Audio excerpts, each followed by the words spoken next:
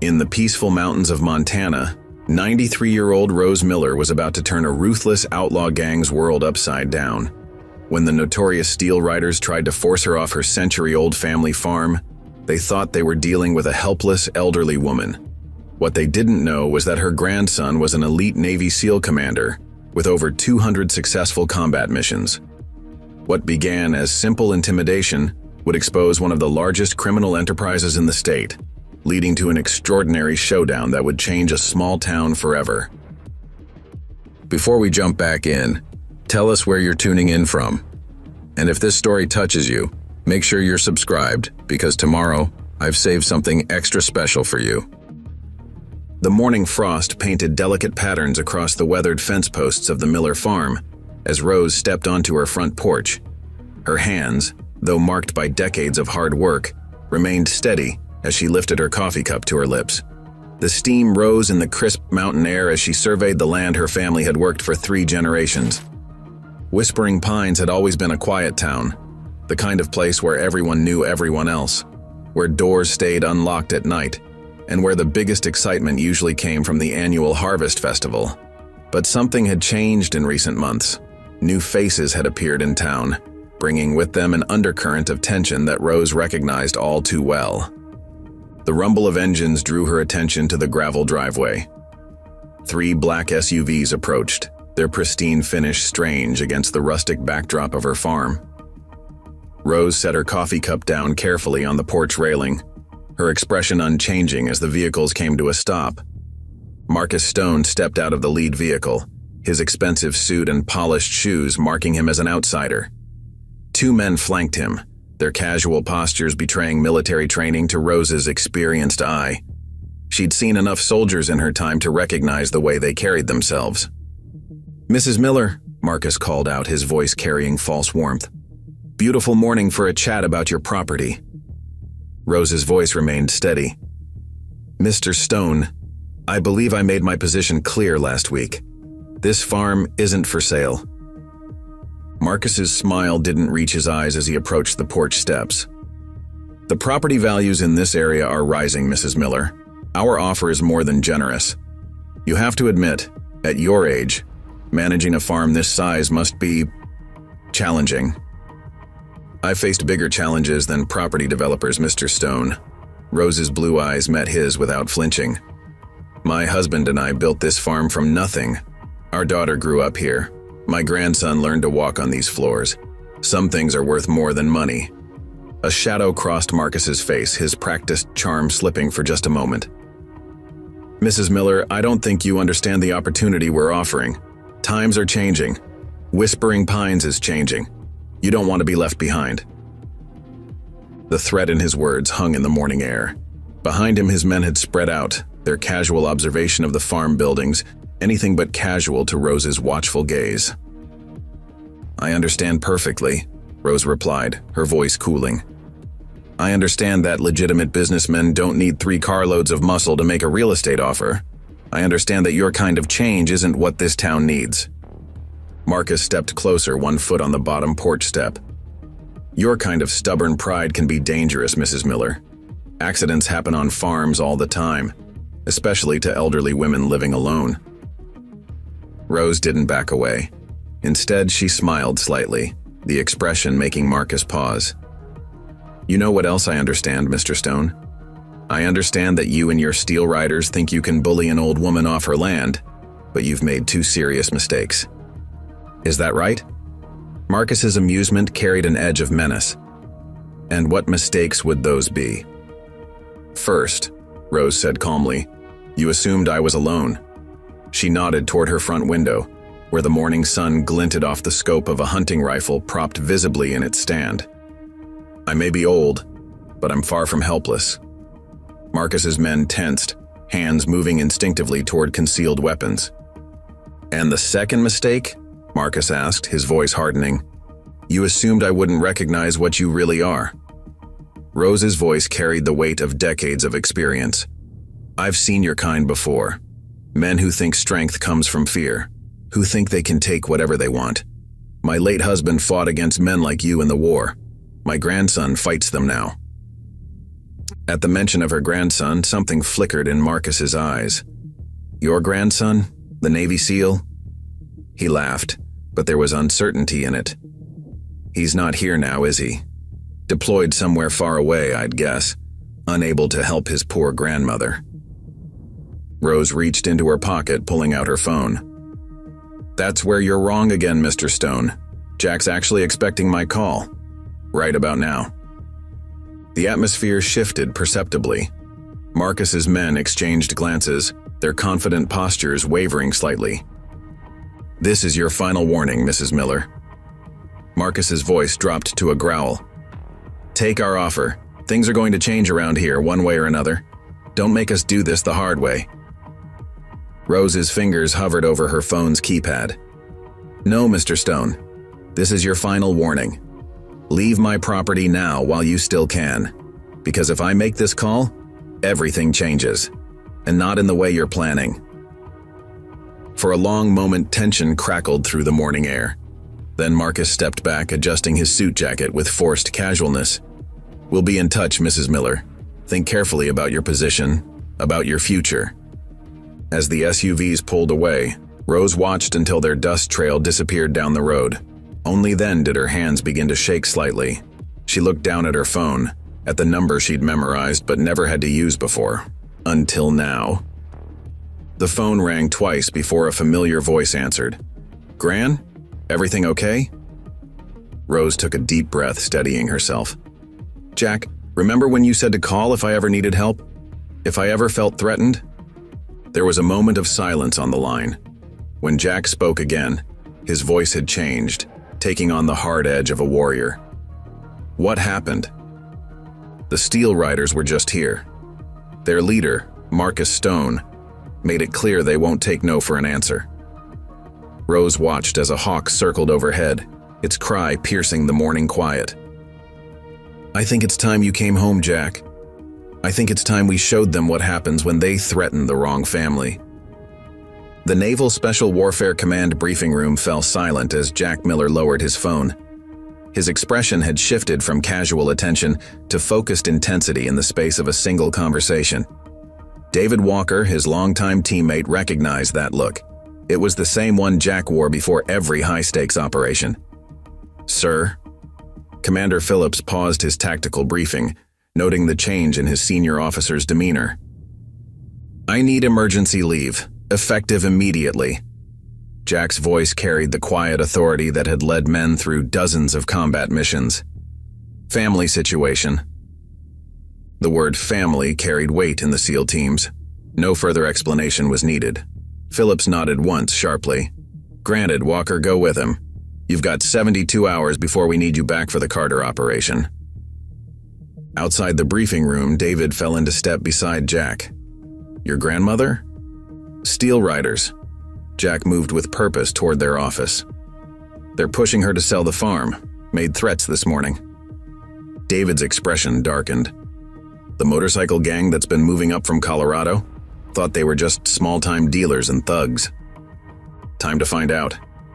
Jack unlocked his laptop, fingers moving rapidly across the keyboard. Call Maria Santos at the Chronicle. She's been tracking gang activity in the region. See what she knows.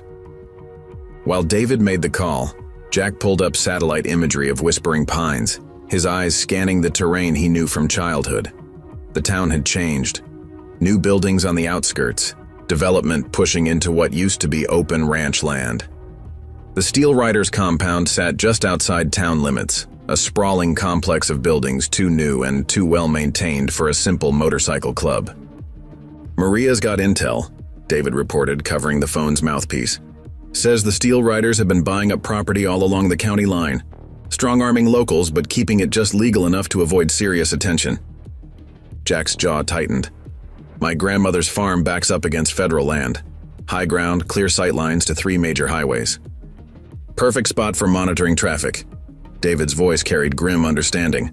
Or coordinating shipments. This isn't about real estate development. Jack studied the satellite images more closely. They're setting up distribution routes. The farm would give them a secure corridor straight through to Canada. The phone on Jack's desk rang, a secure line used only for sensitive operations. David answered, his expression growing more serious with each moment. "That was my contact at the DEA. Steel Riders have been on their radar for months. They're suspected of running protection for a major cartel, but nothing solid enough for an indictment." Jack closed his laptop with decisive finality. "Then we'll have to get them something solid." The drive to Montana took 16 hours. They switched drivers every 4, stopping only for fuel. David used the time to make calls, building a clearer picture of what they were facing. The Steel Riders had evolved from a standard motorcycle gang into something more sophisticated under Marcus Stone's leadership. They'd maintained their outlaw biker image while developing a legitimate business front, buying properties and establishing political connections. Near sunset, they passed the "Welcome to Whispering Pines" sign. The town seemed unchanged at first glance. Same rustic storefronts, same mountain backdrop. But Jack's trained eye caught the subtle differences. New security cameras on street corners, unfamiliar faces watching from doorways, local businesses closing earlier than he remembered. Bill Anderson's diner still anchored the Main Street corner. Through the windows, Jack could see the usual evening crowd, ranchers, shopkeepers, the regulars who'd been fixtures of town life for decades. But there was tension in their postures, conversations held in lower voices. "Your grandmother's place first?" David asked as they approached the town limits. Jack shook his head. "Sheriff's office, Linda Cooper needs to know we're here. We do this right, by the book, for now."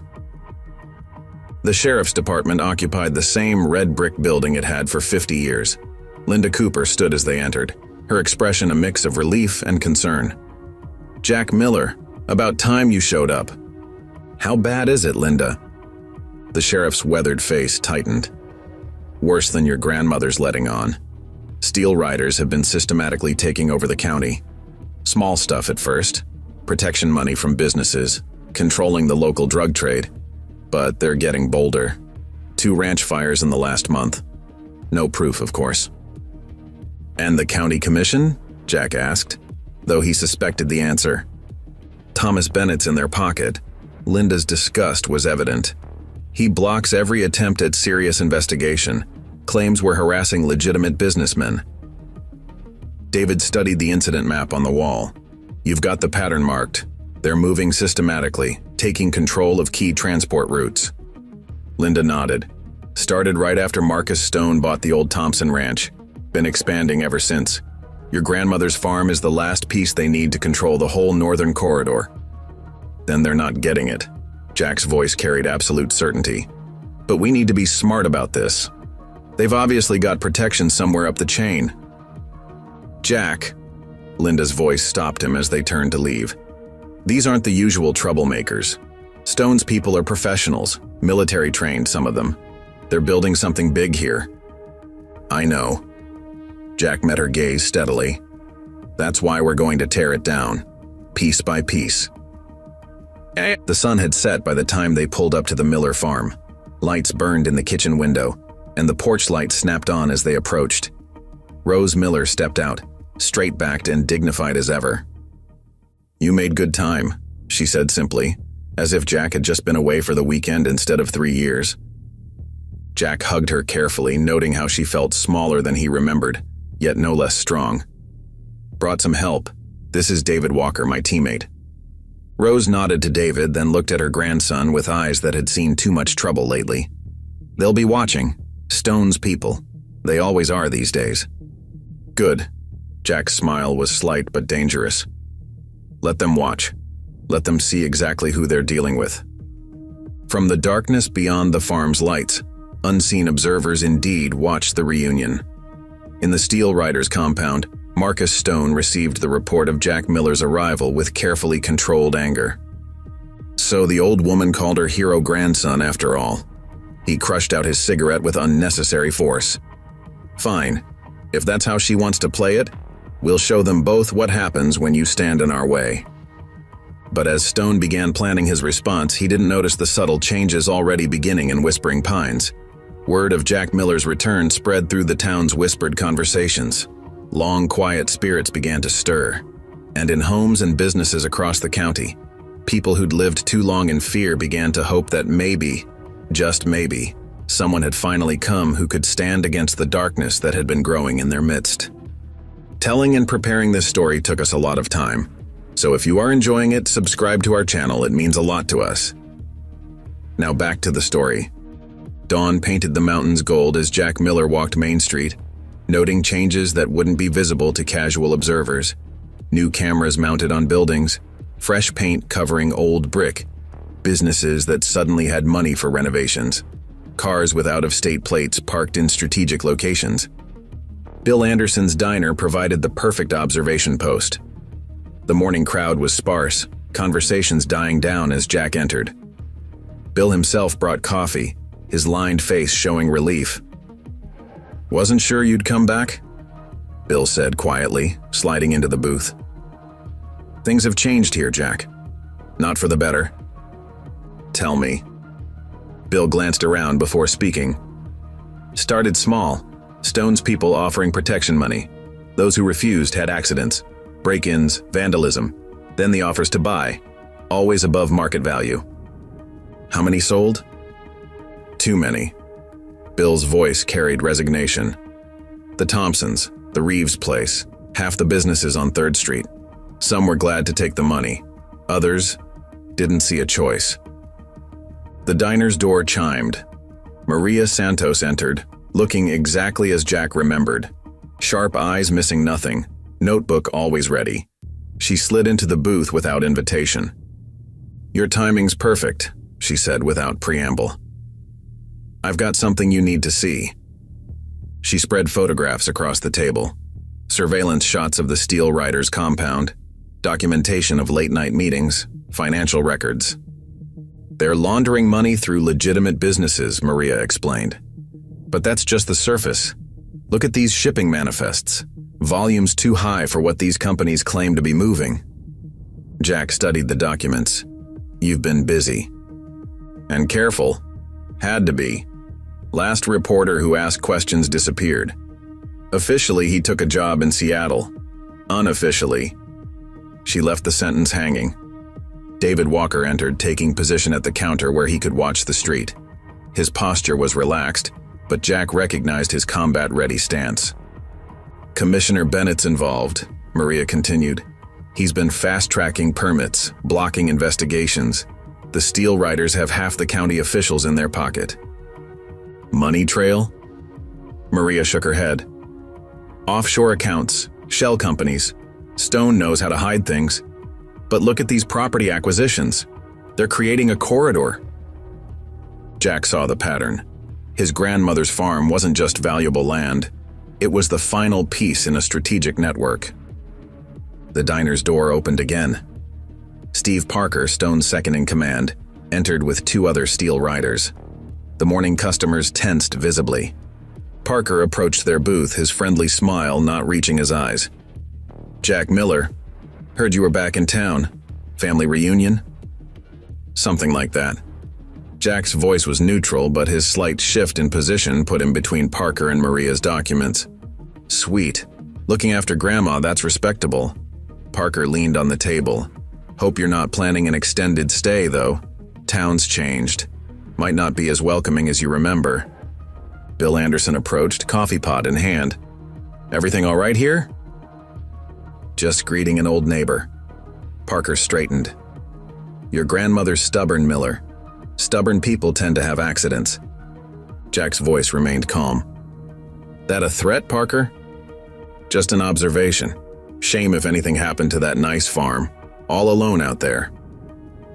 David Walker chose that moment to turn from the counter, his movement deliberately drawing attention to the military-grade sidearm visible under his jacket. Parker's smile tightened. "Just being neighborly. Think about what I said." After they left, Maria gathered her documents quickly. "They'll be watching now. More than before." "Good." Jack's expression was grimly satisfied. "Let them watch. Meanwhile, we'll be watching too." Across town, Rose Miller received another visitor. Thomas Bennett himself arrived in his county commissioner's car, all political charm and practiced concern. "Mrs. Miller, please be reasonable," he urged from her porch. "These developers bring progress, jobs. The town needs this kind of investment." Rose's voice could have frozen summer. "Is that what they're calling extortion now? Investment?"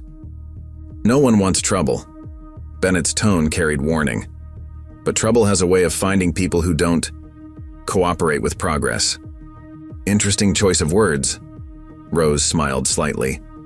"My grandson used to be a history teacher before he joined the SEALs.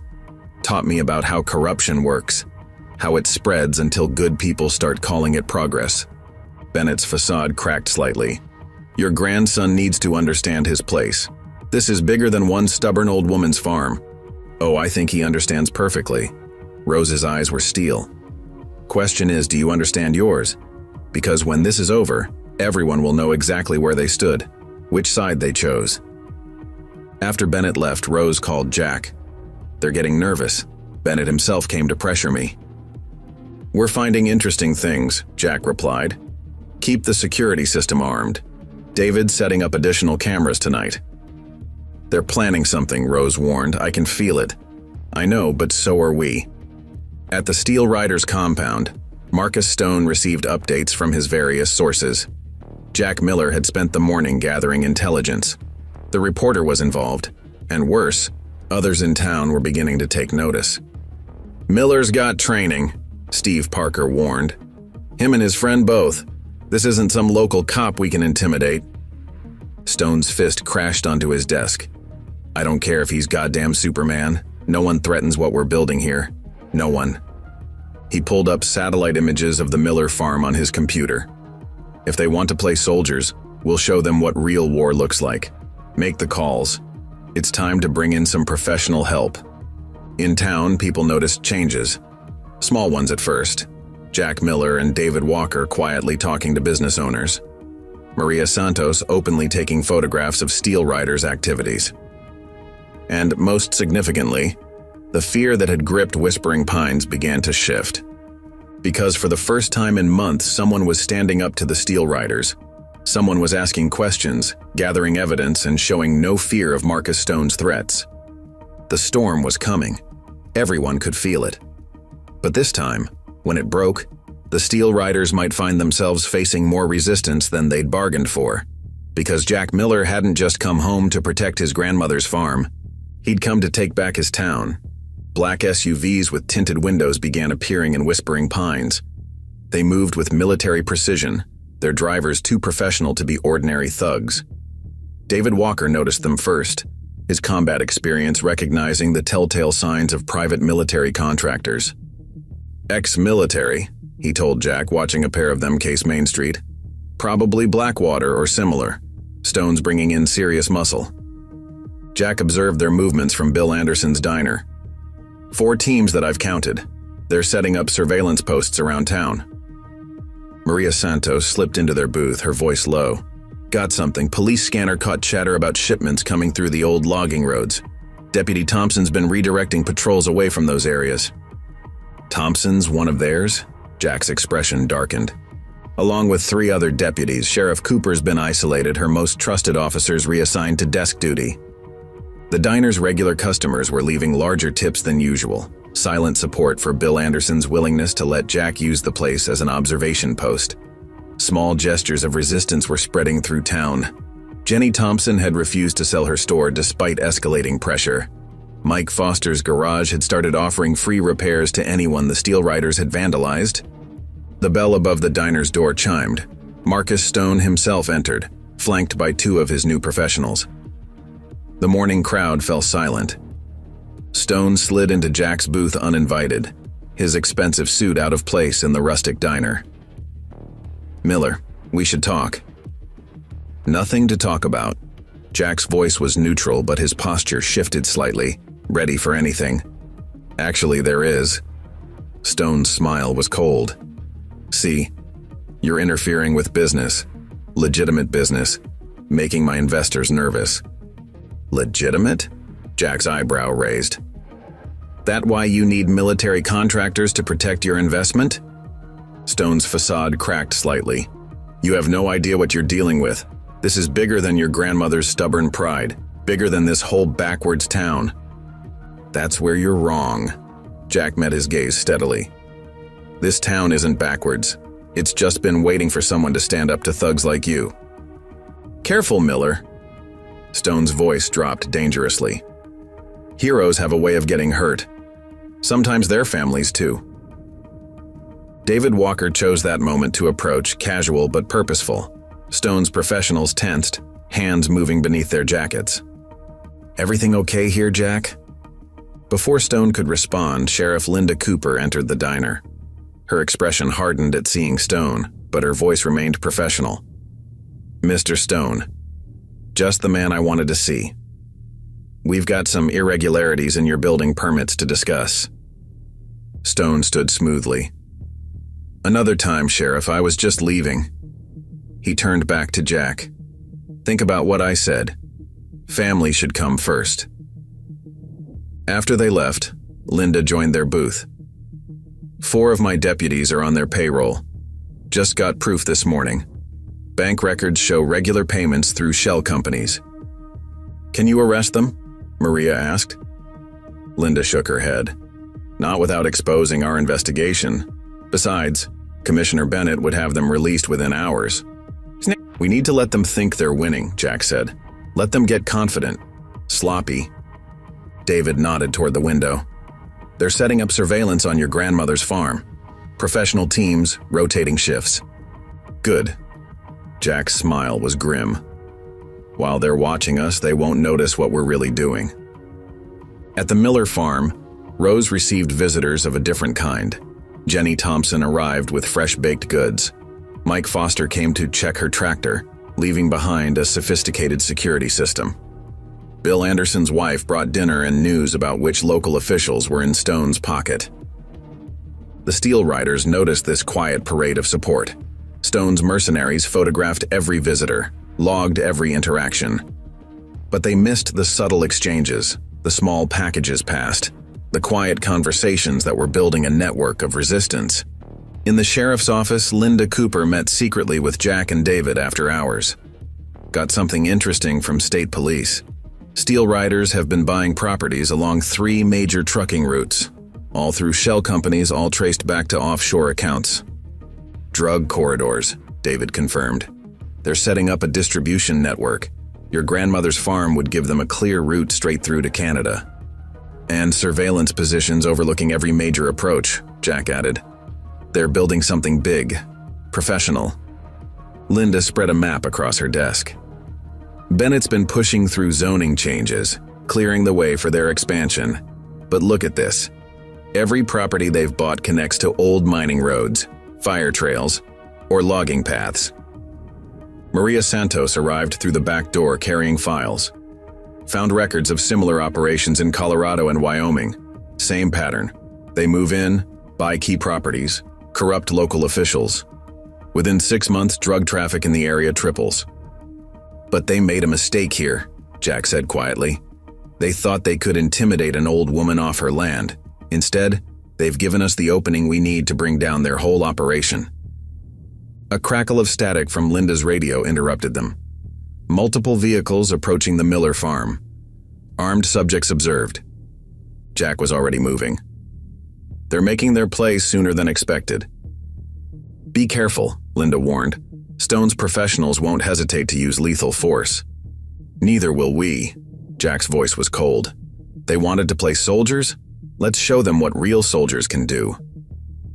As they drove toward the farm, David monitored radio traffic. The Steel Riders were mobilizing in force, their mercenaries taking up tactical positions around the property. But what they didn't know was that Jack had spent the last 3 days preparing for exactly this scenario. The Miller farm was no longer just a peaceful homestead. It was a trap, and the Steel Riders were about to spring it. Night had fallen over the Miller farm when the Steel Riders made their move. 6 vehicles approached with lights off, using the rolling terrain for cover. Their mercenaries deployed with professional precision, establishing a perimeter around the property. From their perspective, it looked like a straightforward intimidation operation. They were wrong. In the farmhouse, Rose Miller sat calmly at her kitchen table, sipping tea.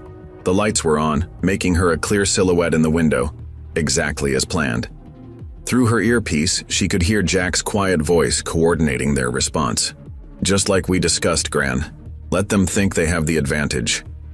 The first sign that something was wrong came when the mercenaries' radio communications suddenly filled with static. David Walker had spent 2 days setting up interference equipment, hidden in old farm equipment around the property. Communications compromised, one of the professionals reported, switching to hand signals. They maintained their approach, but with noticeably more caution. The second surprise came from the town. Trucks began arriving. Mike Foster's tow truck, Bill Anderson's delivery van, a half-dozen local vehicles driven by men and women who'd finally had enough of living in fear.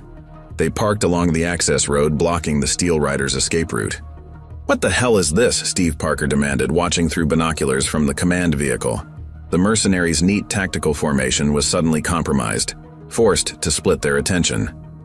Jack's voice came clearly over their interrupted radio frequencies. "This is private property. You have 10 seconds to withdraw."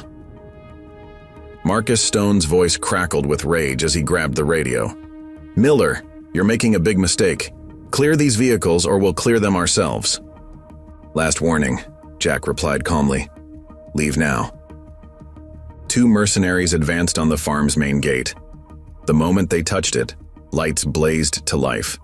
Powerful floodlights mounted on the barn and outbuildings turned the night into day. The professionals found themselves illuminated, their positions exposed.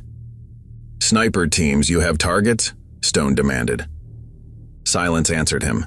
His sniper teams, positioned in the hills overlooking the farm, had found their scopes mysteriously painted over, the work of local hunters who knew every trail and approach to the property. Sheriff Linda Cooper's voice cut through the chaos. "This is the police. I'm receiving reports of armed individuals threatening civilians. All units respond." Stone recognized the trap too late.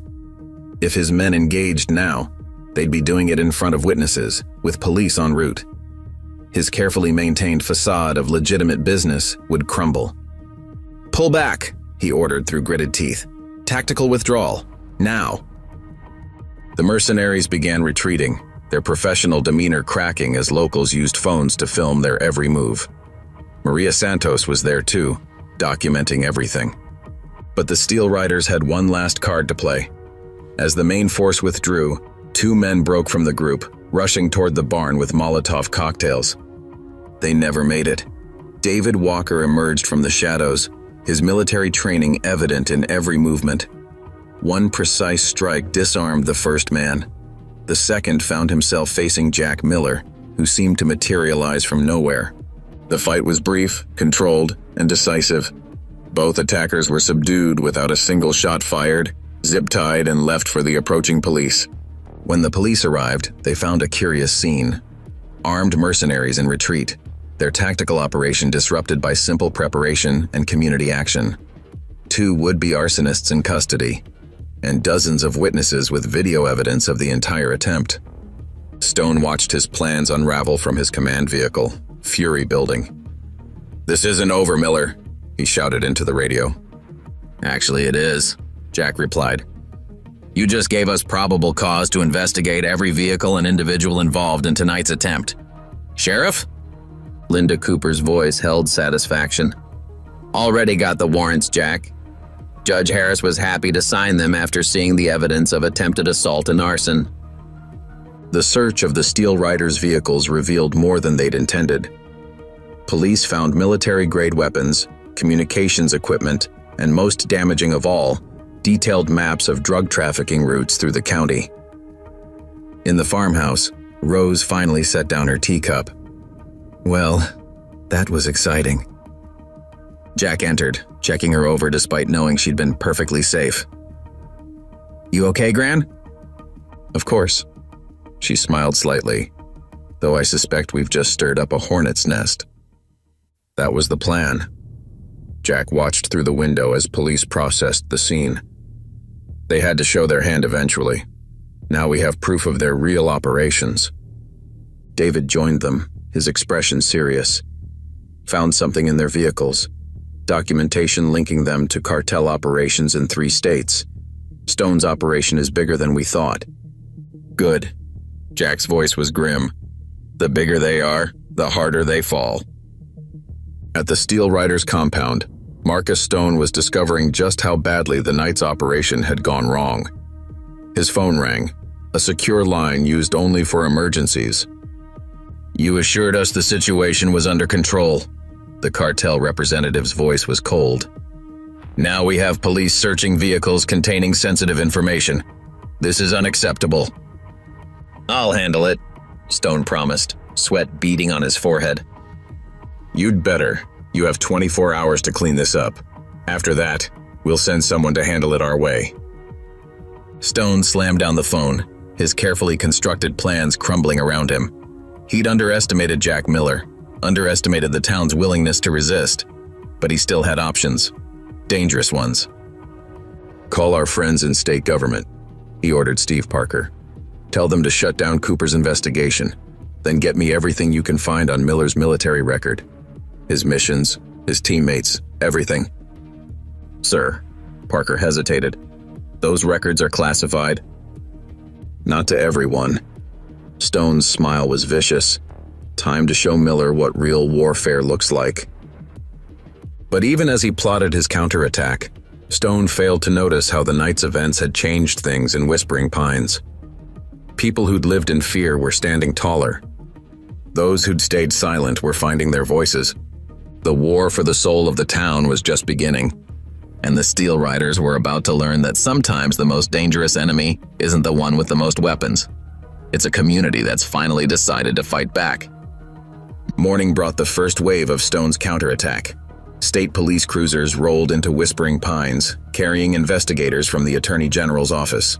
Their first stop was the Sheriff's Department, where they served Linda Cooper with orders to surrender all evidence from the previous night's incident. "This investigation has been reassigned to the state level," the lead investigator announced, producing paperwork signed by senior officials. "All materials are to be turned over immediately." Linda's response was polite but firm. "Interesting timing, especially since I already sent copies of everything to the FBI's field office in Helena." At the Miller farm, Rose received an official visit from county health inspectors, environmental regulators, and tax assessors, all arriving simultaneously, all finding sudden urgent reasons to examine her property. "Your agricultural permits seem to be out of date," one official declared, shuffling through papers. "And there are concerns about watershed contamination. We may need to suspend all farming operations pending review." Rose's voice could have frozen hell itself. "Is that so? Interesting that my permits were perfectly valid last week when Mr. Stone wanted to buy the property." Across town, Jack and David monitored the situation from Bill Anderson's diner, which had become their unofficial headquarters. Maria Santos arrived with fresh intelligence. "Stone's called in every political favor he has," she reported, spreading documents across the table. "But he's burning bridges doing it. Look at these financial transfers.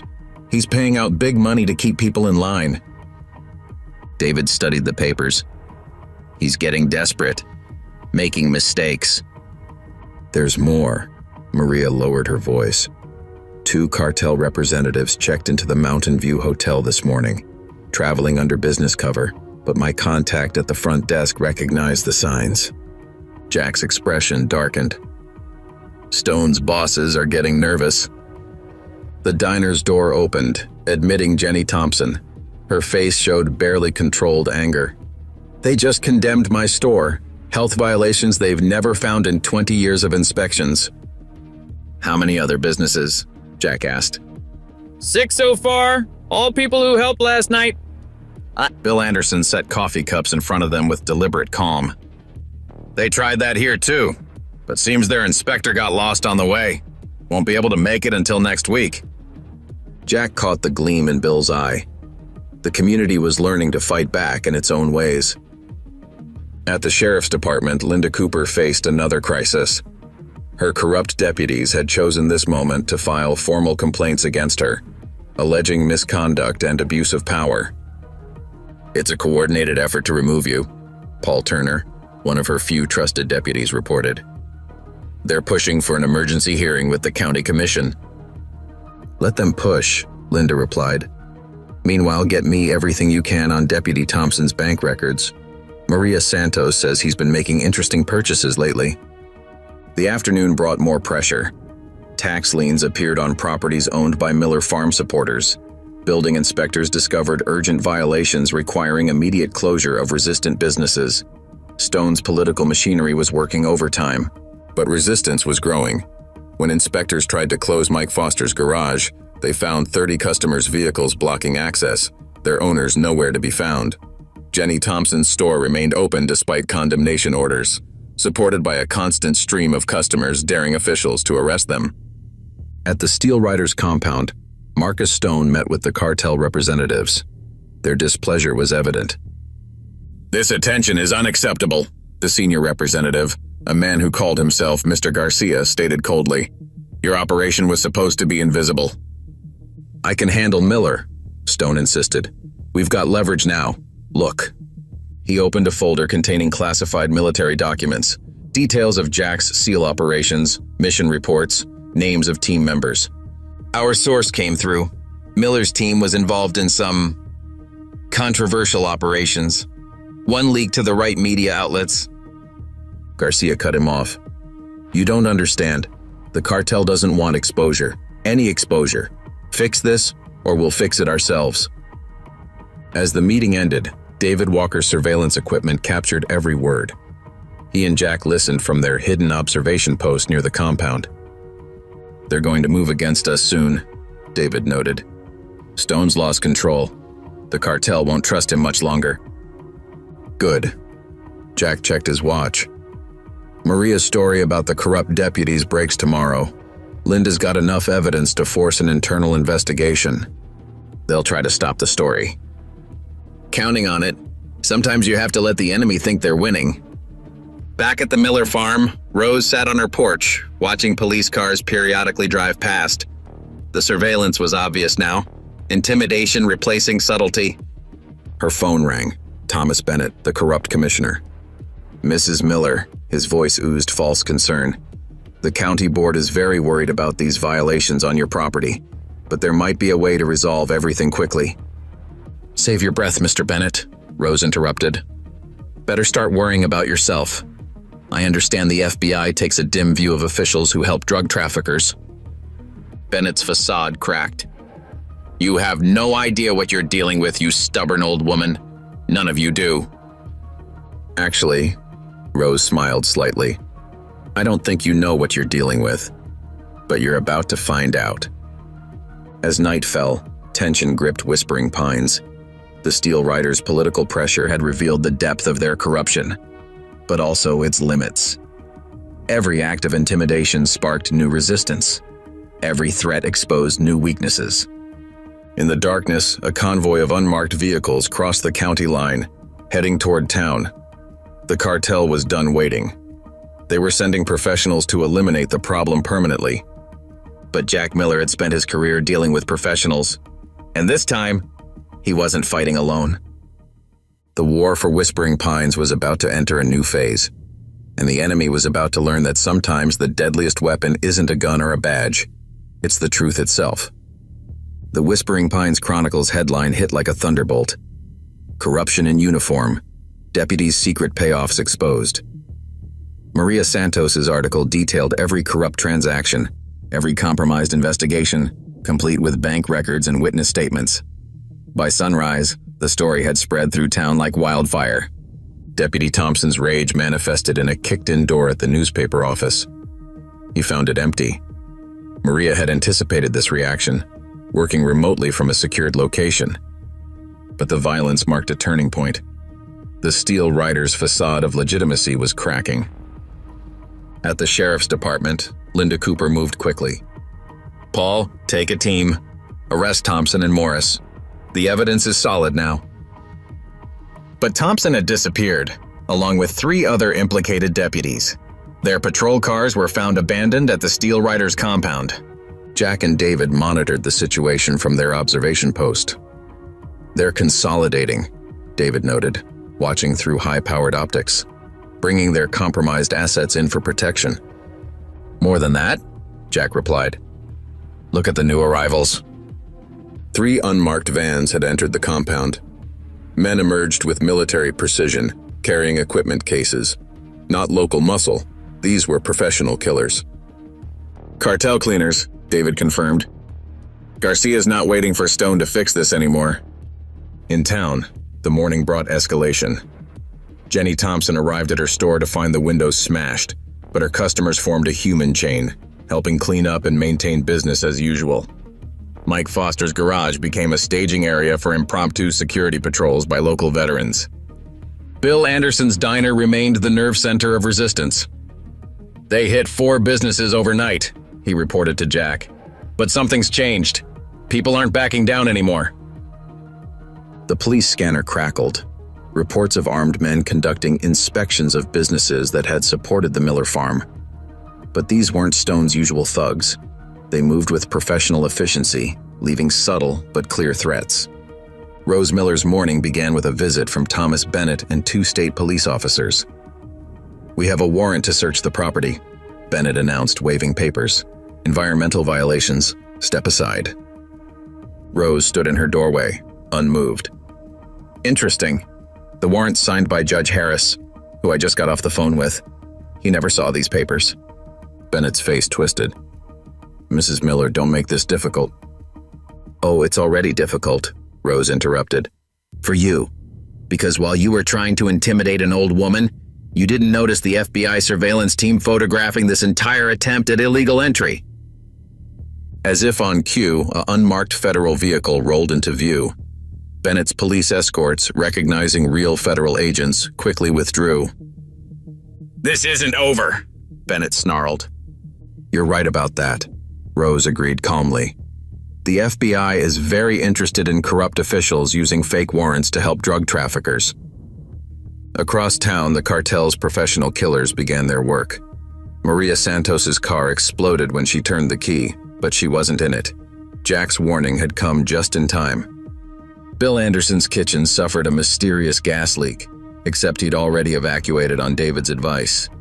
Each attempted hit failed, met with empty targets and prepared responses. The hunters were becoming the hunted. At the Steel Riders compound, frustration boiled over. "How are they anticipating every move?" Garcia demanded. Stone had no answer. His organization was coming apart. 3 of his lieutenants had already disappeared with significant cash. Others were making quiet deals with law enforcement. "Find Miller," Garcia ordered. "Find him and end this. Now." But Jack Miller was done hiding. He walked straight into the Mountain View Hotel's lobby, passing Garcia's security as if they didn't exist. In the restaurant, he sat down across from the cartel representative. "Bold move," Garcia commented, signaling his men to hold position. "Just delivering a message," Jack replied. "Every piece of evidence we have, every document, every recording, it all gets released to federal authorities if anything happens to anyone in this town." "You're playing a dangerous game." "No game." Jack's voice was steel. "You've got bigger problems coming. Stone's been skimming from your shipments, selling routes to your competitors. We've got proof of that too." Garcia's expression didn't change, but his hand tightened on his water glass. "That's a serious accusation." "Check your books. Check your missing shipments. Stone's been playing both sides, using your money to build his own empire." Jack stood to leave. Garcia's men tensed, but their boss waved them down. "If you're lying, Miller." "You know I'm not. Stone's a liability now. The question is, how many of your operations will he expose when he falls?" The impact of Jack's revelation spread through the cartel's hierarchy like poison. Stone had no idea that his own allies were now his greatest threat. At the Miller farm, Rose received another visitor, Steve Parker, Stone's second-in-command. But something was different about this visit. "Mrs. Miller," he said quietly, glancing over his shoulder, "there are some things you need to know. About Stone's real plans. About who's really behind all this." Inside the farmhouse, Parker spread documents across her kitchen table, evidence of something far bigger than a local drug operation, something that reached into the highest levels of state government. "Stone's just a middle manager," Parker explained. "The real power, it goes all the way to the Capitol." The truth was bigger and uglier than anyone had imagined. The Steel Riders weren't just a gang. They were pawns in a massive criminal enterprise that used Montana's open spaces for international drug trafficking. And now, with pressure building from all sides, that enterprise was about to explode into violence that would change Whispering Pines forever. Because the cartel wasn't just sending killers now, they were sending an army, and the war for the soul of a small Montana town was about to become something much more dangerous. The only question was, who would survive when all the masks finally came off? Steve Parker's documents exposed a network of corruption that stretched from Whispering Pines to the state capitol. Shell companies, offshore accounts, and compromised officials created a web that had turned Montana's remote highways into drug corridors worth millions. The Steel Riders were just the muscle, Parker explained, his hands shaking as he laid out more evidence. Stone thought he was building his own empire, but we were always just tools for bigger players. Rose Miller studied the documents with steady eyes. Why come forward now? Because they're cleaning house. Parker's fear was evident. The cartel's eliminating everyone who knows too much. Stone doesn't realize he's already dead. So are the rest of us. Before Parker could continue, shots shattered the kitchen window. Rose and Parker hit the floor as bullets tore through the space where they'd been sitting. David Walker's voice crackled over Rose's concealed radio. Hostile team neutralized. You're clear, but we need to move. Jack arrived moments later, moving with combat-trained precision. Two-man sniper team, cartel professionals. David's got them zip-tied for Linda. In town, the violence escalated. Thomas Bennett's car exploded outside the county offices. The corrupt commissioner survived, but the message was clear. The cartel was severing loose ends. Sheriff Linda Cooper faced her own crisis. Her remaining corrupt deputies had barricaded themselves in the evidence room, destroying documents. But she'd anticipated this. All the real evidence is already safe, she told her trusted officers. Let them burn their copies. They're just proving their guilt. Maria Santos broadcast live from a secured location, revealing document after document. State officials accepted millions in bribes to ignore suspicious property purchases. Highway patrol routes were altered to leave drug corridors unmonitored. The Steel Riders were given free rein to intimidate and control local communities. The Steel Riders' compound descended into chaos. Marcus Stone found himself trapped between the cartel's cleaners and his own fracturing organization. 3 of his lieutenants were found dead in their homes. Others disappeared with cash and evidence, running for their lives. It's over, Stone. Steve Parker's voice came through his phone. I've given them everything. The only way any of us survive is to come clean. Stone's response was predictable. He ordered his remaining loyal men to hunt down Parker, but his authority was crumbling. Each order was questioned, each command met with hesitation. At Bill Anderson's diner, the community gathered in defiance of the growing danger. Local veterans established security patrols. Business owners shared resources and information. The atmosphere was tense, but determined. They thought they could break us one by one, Bill told the crowded diner. Instead, they united us. Jack and David coordinated protection details from their makeshift command center. The cartel's moving fast now, David reported. 3 more hit teams identified entering the county. Let them come, Jack replied. Every move they make gives us more evidence. Linda's got federal task forces standing by. We just need to prove the connection to state officials. The proof came from an unexpected source. Thomas Bennett, wounded and terrified after the attempt on his life, arrived at the sheriff's department ready to talk. I'll tell you everything, he babbled. Names, dates, recordings, just keep me alive. But the cartel had anticipated this. As Bennett began his confession, power to the sheriff's department was cut.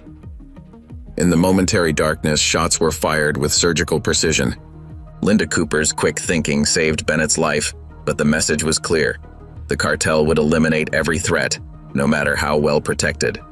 Rose Miller received the news at her farm, now guarded by a volunteer force of local veterans and trusted deputies. They're getting desperate, she observed. Desperate is dangerous, Jack agreed, but it's also sloppy. Every attack exposes more of their operation. Maria Santos's broadcast continued, revealing more documents. The Steel Riders' property purchases weren't random. They were creating a network of safe houses and monitoring posts along major trafficking routes. But the real money didn't come from drugs. It came from selling information about federal law enforcement operations to multiple cartels. The revelation exploded through criminal networks like a bomb. Stone had been playing different cartels against each other, selling tactical information to the highest bidders. Garcia, the cartel representative, received orders from his superiors. Eliminate Stone and every member of his organization. Leave no traces, no witnesses. But as night fell over Whispering Pines, the cartel's hit teams found themselves in unfamiliar territory. Local veterans who knew every back road and hunting trail. Farmers who could spot strangers from miles away. A community that had decided to stop being victims. Stone, realizing his position was untenable, made one last desperate move. "If I'm going down," he told his remaining loyal men, "I'm taking this whole town with me." He didn't realize that his words were being recorded, transmitted to multiple secure locations, evidence that would ensure there was no turning back. The war for Whispering Pines had moved beyond threats and intimidation. Now it was about survival. And in the coming hours, everyone would have to choose a side. Because the next sunrise would bring either liberation or destruction. There was no middle ground left. Marcus Stone's desperation manifested in flames. 3 police vehicles burned outside the sheriff's department, a distraction while his men attempted to destroy the remaining evidence inside. But Linda Cooper had anticipated this, moving all crucial documents to secure locations days earlier. "They're getting sloppy," Linda told Jack over a secured line.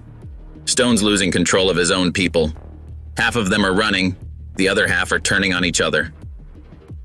Outside Bill Anderson's diner, the first real gunfight erupted when cartel hitmen attempted to eliminate Steve Parker. They found themselves facing Jack and David's prepared defenses, local veterans who knew every vantage point in town. "Contact front," David's voice crackled over their tactical radio. 2 teams, professional shooters, moving toward the diner. The hitmen's precision was nullified by their unfamiliarity with the terrain. They didn't expect return fire from the grain elevator, where Mike Foster and 2 other veterans had established an observation post. They weren't prepared for the local knowledge that turned every alley and rooftop into a defensive position. "This isn't a cartel hit anymore," Jack observed, watching through his scope as the attackers retreated. "They're desperate, making mistakes." At the Miller farm, Rose received warning of approaching vehicles, but instead of attackers, she found 3 families from town seeking shelter. "The Steel Riders are burning people out," Jenny Thompson explained, helping her elderly mother from the car. "Anyone they think might testify against them." Rose's response was immediate. "Bill Anderson's sending food. We've got space in the barn if we need it. Nobody in this town stands alone anymore." Maria Santos broadcast what would be her final report before going into protective custody. "State law enforcement has been compromised at the highest levels. Federal agents are en route, but local officials warn of an imminent escalation of violence." Stone watched the broadcast from his compound, his carefully constructed world crumbling around him. 3 more of his lieutenants had been found dead, executed by cartel hitmen. Others had fled, taking evidence with them as insurance. "Sir," one of his remaining men reported, "Garcia's people are moving into position around the compound. They're going to hit us tonight." Stone's laugh held an edge of madness. "They think they can just clean up their mess? Eliminate all traces?" He moved to a wall safe, removing a hard drive. "I've got insurance. Every operation, every corrupt official, every cartel connection, all backed up and ready to release to federal authorities." "That's your plan?" Steve Parker's voice came from the doorway. He had slipped in during the chaos, his weapon trained on Stone. "More blackmail?" "Parker." Stone's smile was cruel. "Come to beg for your life?" "No, came to show you something." Parker nodded toward the window. Outside, vehicles were approaching the compound.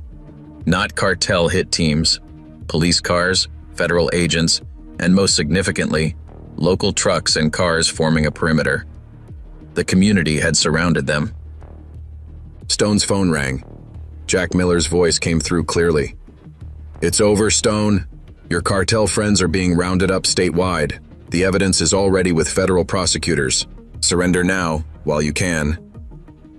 "You think I'm finished?" Stone's voice rose hysterically. "I've still got leverage.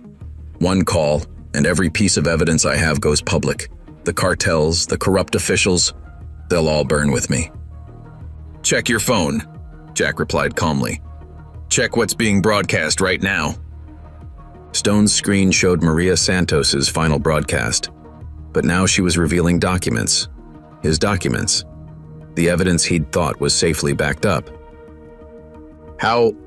Stone's composure cracked. "You never knew who really wrote your security protocols, did you?" Jack's voice held grim satisfaction. "David Walker didn't just train with SEALs. He was naval intelligence. Every file you thought was encrypted was being copied. Every backup you made was compromised." Stone ran to his safe, but he already knew. The hard drive would be blank. His insurance policy was now evidence in federal hands. The compound erupted into chaos. Cartel hitmen, realizing their mission was compromised, began eliminating loose ends. Stone's remaining men turned on each other, some trying to surrender, others fighting to escape. In town, the community's solidarity had turned the tide. Every cartel-hit team found themselves trapped between law enforcement and armed citizens protecting their town. The professional killer's advantage in training meant nothing against locals who knew every back road and hiding spot. Linda Cooper coordinated with federal tactical teams, using information from Parker and other cooperating witnesses to round up corrupt officials. State police units loyal to the cartel found themselves facing fellow officers who'd chosen to stand against corruption. At the Miller farm, Rose watched federal helicopters approach the Steel Riders' compound. "Jack," she said over their secure line, "Stone's got one more card to play. The tunnels." "What tunnels?" "The old mining tunnels under the compound. Parker told me about them. They lead all the way to the state forest." Jack's curse was eloquent. "David, coordinate with tactical teams. Stone's got an escape route we didn't know about." But Stone's final desperate move was already in motion. The explosion started small, drawing attention to the front of the compound. By the time anyone realized the real threat, Stone and his core group had vanished underground. "Let him run," Linda advised. "We've got the evidence. He's finished." "No." Jack's voice was hard. "Because he's not running to escape. Those tunnels lead within half a mile of the farm. This isn't about getting away. It's about revenge." Rose Miller stood on her porch, watching the compound burn in the distance. Around her, the community had gathered, armed, ready, and done with being afraid. Stone was coming, but this time he wasn't facing a helpless old woman. He was facing a town that had found its strength, its unity, and its courage. The night was about to become very dangerous. But for the first time, the people of Whispering Pines weren't afraid of the dark. They were ready for it. Thunder rolled across Whispering Pines, masking the sound of explosions at the Steel Riders' compound. Stone's diversion had worked perfectly. While federal agents secured the burning buildings, he and his core team moved through the old mining tunnels with practiced efficiency. Their goal wasn't escape. It was revenge. In the command center established at the sheriff's department, David Walker tracked multiple threats. 3 cartel-hit teams still active in town, Stone's group moving underground, and we've got unknown vehicles approaching from the north. Linda Cooper coordinated with federal tactical teams. State police units are compromised. We can't trust any backup that isn't federal. Jack studied the old mining maps Parker had provided. Stone's group will emerge here. He indicated a point near the Miller farm. They'll think they have surprise on their side. "They don't know about the seismic sensors," David confirmed. "We'll have 3 minutes warning once they start breaking through." Across town, the remaining cartel hitmen launched their final attacks. 3 businesses owned by people who'd stood against the Steel Riders erupted in flames simultaneously. But this time, the town was ready. Mike Foster's voice crackled over the radio. "Fire teams responding. Armed escort in place. They're trying to draw us out. Divide our forces." "Hold positions," Jack ordered. "Let them think it's working." At the Miller farm, Rose supervised the evacuation of the families who'd sought shelter there, but she herself refused to leave. "This farm has stood for 3 generations," she told Jenny Thompson. "I'm not letting Stone drive me from it now." The first warning came at midnight. Seismic sensors detected movement underground, heading toward the farm's north pasture. Jack's voice came through Rose's radio. 3 minutes! Get to the safe room! "No," Rose replied calmly. "I'll be on the porch. It's time Stone and I had a final conversation." In town, the cartel's hit teams found themselves caught in their own trap. Every attempt to draw out defenders created more exposure. Local veterans who knew every building, every alley, every line of sight turned the streets into a killing zone. David coordinated the defense from his position. "They're professional, but they don't know the terrain. Keep them boxed in." The federal tactical teams arrived in force, but Stone's corrupted state police units blocked major roads, claiming a terrorist threat required containment. The delay was buying him time. Underground, Stone and his men reached their exit point. They'd expected to emerge undetected. Instead, they found themselves illuminated by powerful floodlights the moment they broke through. "Welcome back, Mr. Stone," Rose's voice carried clearly from the farmhouse porch. "I've been expecting you." Stone's men moved to open fire, but Jack's voice cut through the night. "I wouldn't. You're surrounded, and your cartel friends are already in custody. It's over." "Nothing's over," Stone snarled. "You think you've won? This was never about your farm, old woman. Never about this worthless town. We built something bigger than you can imagine." "Built it on fear," Rose replied. "On hurting good people. On thinking nobody would stand against you." Stone's laugh was harsh. "Standing against me? You're one stubborn old woman and a couple of soldiers. I've still got men loyal to me across 3 states. Friends in the state capital. Connections you can't touch." "Had them, you mean?" Maria Santos stepped onto the porch beside Rose. "While you were running through your tunnels, federal agents were moving up the chain. Your friends in the capital are already in custody." "And your loyal men?" Jack's voice carried satisfaction. "Check your phone, Stone. See how many are still answering." Stone pulled out his phone, his face twisting as message after message confirmed Jack's words. His organization was being dismantled piece by piece. His political protection was gone. Even his cartel connections were burning. "Kill them all," he ordered his remaining men. But in the crucial moment, he discovered one final betrayal. His core team, the men he'd trusted most, lowered their weapons.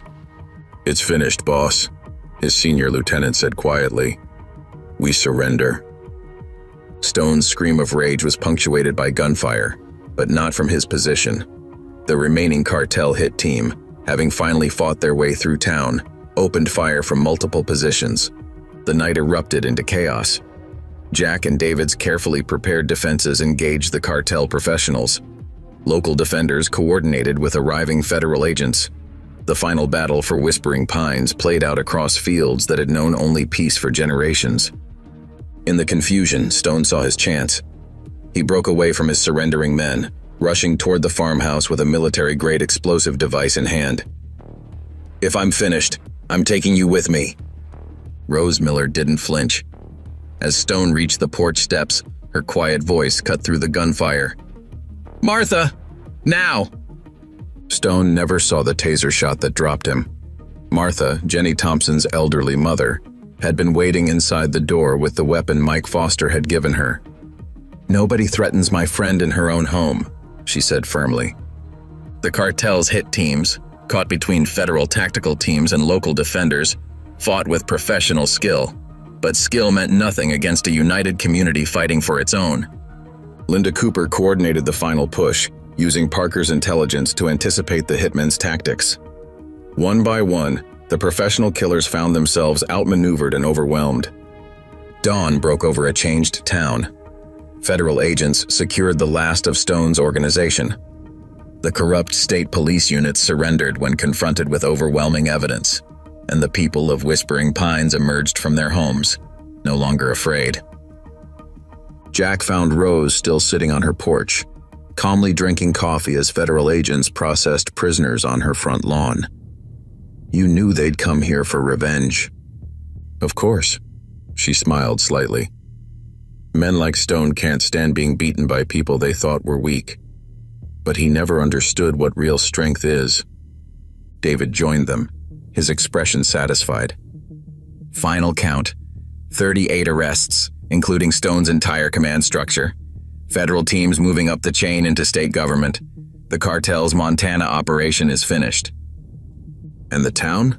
Jack asked. Standing together, Linda Cooper answered, approaching with Maria Santos. Already talking about rebuilding, making sure nothing like this can happen again. Rose watched the sunrise paint her fields gold. The farm had stood for 3 generations, through drought and storm and hardship. Now it had survived something darker, the kind of evil that grew when good people stayed silent. You'll stay? She asked Jack quietly. For a while, he smiled. David and I are officially on extended leave. Seems the Navy thinks helping break up a major drug operation is good PR. Stone, handcuffed in a federal transport vehicle, watched his empire crumble. Everything he'd built, all his political connections and cartel alliances, destroyed because he'd threatened one stubborn old woman on a small Montana farm. But as federal agents led him away, he never understood the real lesson. The Steel Riders had failed not because they'd faced a Navy SEAL in his team, but because they'd forgotten something crucial about America's small towns. Community, once awakened, was stronger than any amount of violence or intimidation. And sometimes the greatest courage wasn't found in dramatic battles, but in simple moments of standing together against darkness. Maria Santos would write that story, telling the world how one small town had fought back against corruption and won. But the real story was written in quieter moments, in neighbors helping neighbors rebuild, in renewed bonds of friendship and trust, in the knowledge that they'd faced evil together and emerged stronger. The war for Whispering Pines was over, but its legacy would live on in a community that had rediscovered its strength, its unity, and its heart. The morning after the final battle, Whispering Pines looked like a war zone. Federal crime scene teams processed multiple locations, their evidence markers dotting the streets like bright yellow flowers. Smoke still rose from 3 buildings the cartel's hit teams had torched, though the fires were long extinguished. Jack Miller watched from Bill Anderson's diner as agents cataloged bullet impacts and shell casings. The violence had been contained, professional rather than random, but the town would carry these scars for years. Federal prosecutor's office called, David Walker reported, joining him with fresh coffee. Stone's talking, trying to make a deal. How many names has he given them? 37 so far. State officials, corrupt cops, cartel contacts, but something feels wrong about it. Jack nodded. He's giving up old information. Burned contacts. There's something bigger he's still protecting. At the sheriff's department, Linda Cooper faced her own challenges. 4 more deputies had been implicated in Stone's organization. The department was critically understaffed, relying on federal agents and state police from outside the region to maintain order. We've got officers coming in from 3 counties, Paul Turner reported, all vetted by the feds. But it'll take months to rebuild the department. Rebuild it right this time, Linda replied. No more looking the other way. No more small compromises. Maria Santos arrived at the Miller farm, her laptop containing evidence of widening corruption. Stone's operation wasn't just about drugs. They were selling intelligence to multiple cartels, playing them against each other. Rose Miller studied the documents carefully. And using the profits to buy political influence. How deep does it go? State level for certain. Maybe federal. I've got sources suggesting connections to international money laundering operations. Before Maria could elaborate, shots shattered the kitchen window. Everyone dropped to the floor as bullets tore through the room. But this attack was different. Wild, unprofessional, driven by rage rather than tactical consideration. Local shooter, Jack's voice came through their radios. David's got him cornered in the north pasture. The shooter proved to be Thomas Bennett's son, drunk and seeking revenge for his father's arrest. But the incident highlighted a growing problem. Stone's organization had employed dozens of locals, many with family connections in the region. Each arrest created new potential for retaliation. In federal custody, Marcus Stone played a careful game. Every piece of information he revealed was calculated, designed to maintain his value as an informant while protecting his most dangerous secrets. "You're not seeing the whole picture," he told FBI investigators. "The Steel Riders were just one piece of something bigger, something that's still operating while you waste time on small-town drug routes." But Stone didn't realize his attempt at manipulation was being monitored by people who understood this game far better than he did. David Walker's intelligence background gave him insight into what Stone wasn't saying. "He keeps referencing operations in 3 specific states," David noted, studying transcripts. "But the financial records show money moving through 5 additional jurisdictions." "Follow the gaps," Jack agreed. "What he's trying to hide is more important than what he's revealing." The investigation expanded rapidly. Federal agents raided offices in the state capitol, arrested judges in 3 counties, and uncovered evidence of systematic corruption in multiple law enforcement agencies. But for every conspirator they arrested, new threats emerged. Stone's international connections ran deeper than anyone had suspected. The cartels he'd played against each other were now united in wanting him, and anyone who knew too much, silently eliminated. At Bill Anderson's diner, the community gathered to discuss rebuilding. The meeting highlighted both progress and lingering dangers. Armed veterans still stood guard outside, watching for threats. But inside, people spoke freely for the first time in months. "Insurance won't cover all the damage," Jenny Thompson reported. "They're claiming civil unrest exclusions." "Then we'll rebuild ourselves," Bill Anderson declared. "My diner's still standing. We'll use it as a base for reconstruction crews." The solidarity was impressive, but it also painted targets on backs. Anyone who stood openly against what remained of Stone's organization risked retaliation. Rose Miller refused to be intimidated. When threatening letters arrived, she posted them on her front door. When late-night callers tried to frighten her, she turned on all the lights and sat on her porch with her shotgun, daring them to show themselves.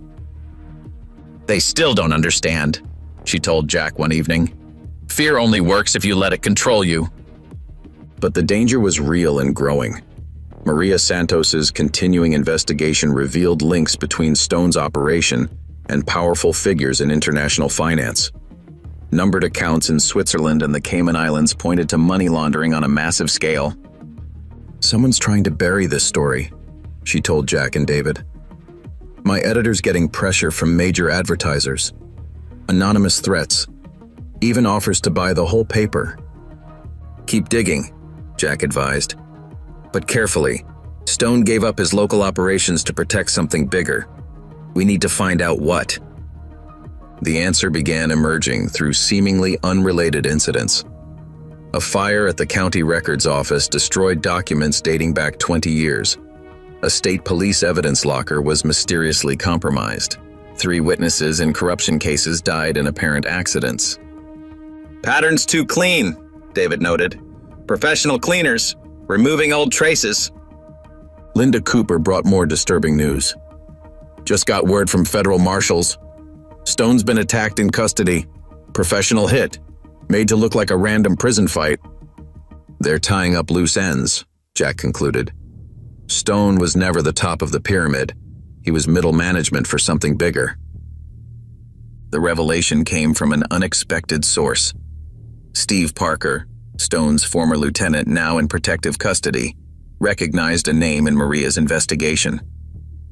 "That shell company," he said, pointing to a document. "It wasn't Stone's. He was terrified of them, said they were the real power, the people who could make anyone disappear." The name led to others. Corporations within corporations, all leading back to a shadowy organization that specialized in using small-town corruption to build major criminal enterprises. "They find places like Whispering Pines," Maria explained, laying out her evidence. "Quiet towns, off the main grid. They send people like Stone to corrupt local officials, establish drug routes, set up money laundering operations. By the time anyone realizes what's happening, the cancer's too deep to remove. But this time, they'd failed. Because they hadn't counted on the strength of a community that refused to be broken. Hadn't anticipated a Navy SEAL who understood asymmetric warfare. Hadn't expected a grandmother who wouldn't be frightened off her land. Now, that failure was exposing decades of criminal operations, and the organization behind it all was preparing to respond with overwhelming force. The war for Whispering Pines wasn't over. It was about to expand into something far more dangerous. Because some enemies don't accept defeat, they escalate.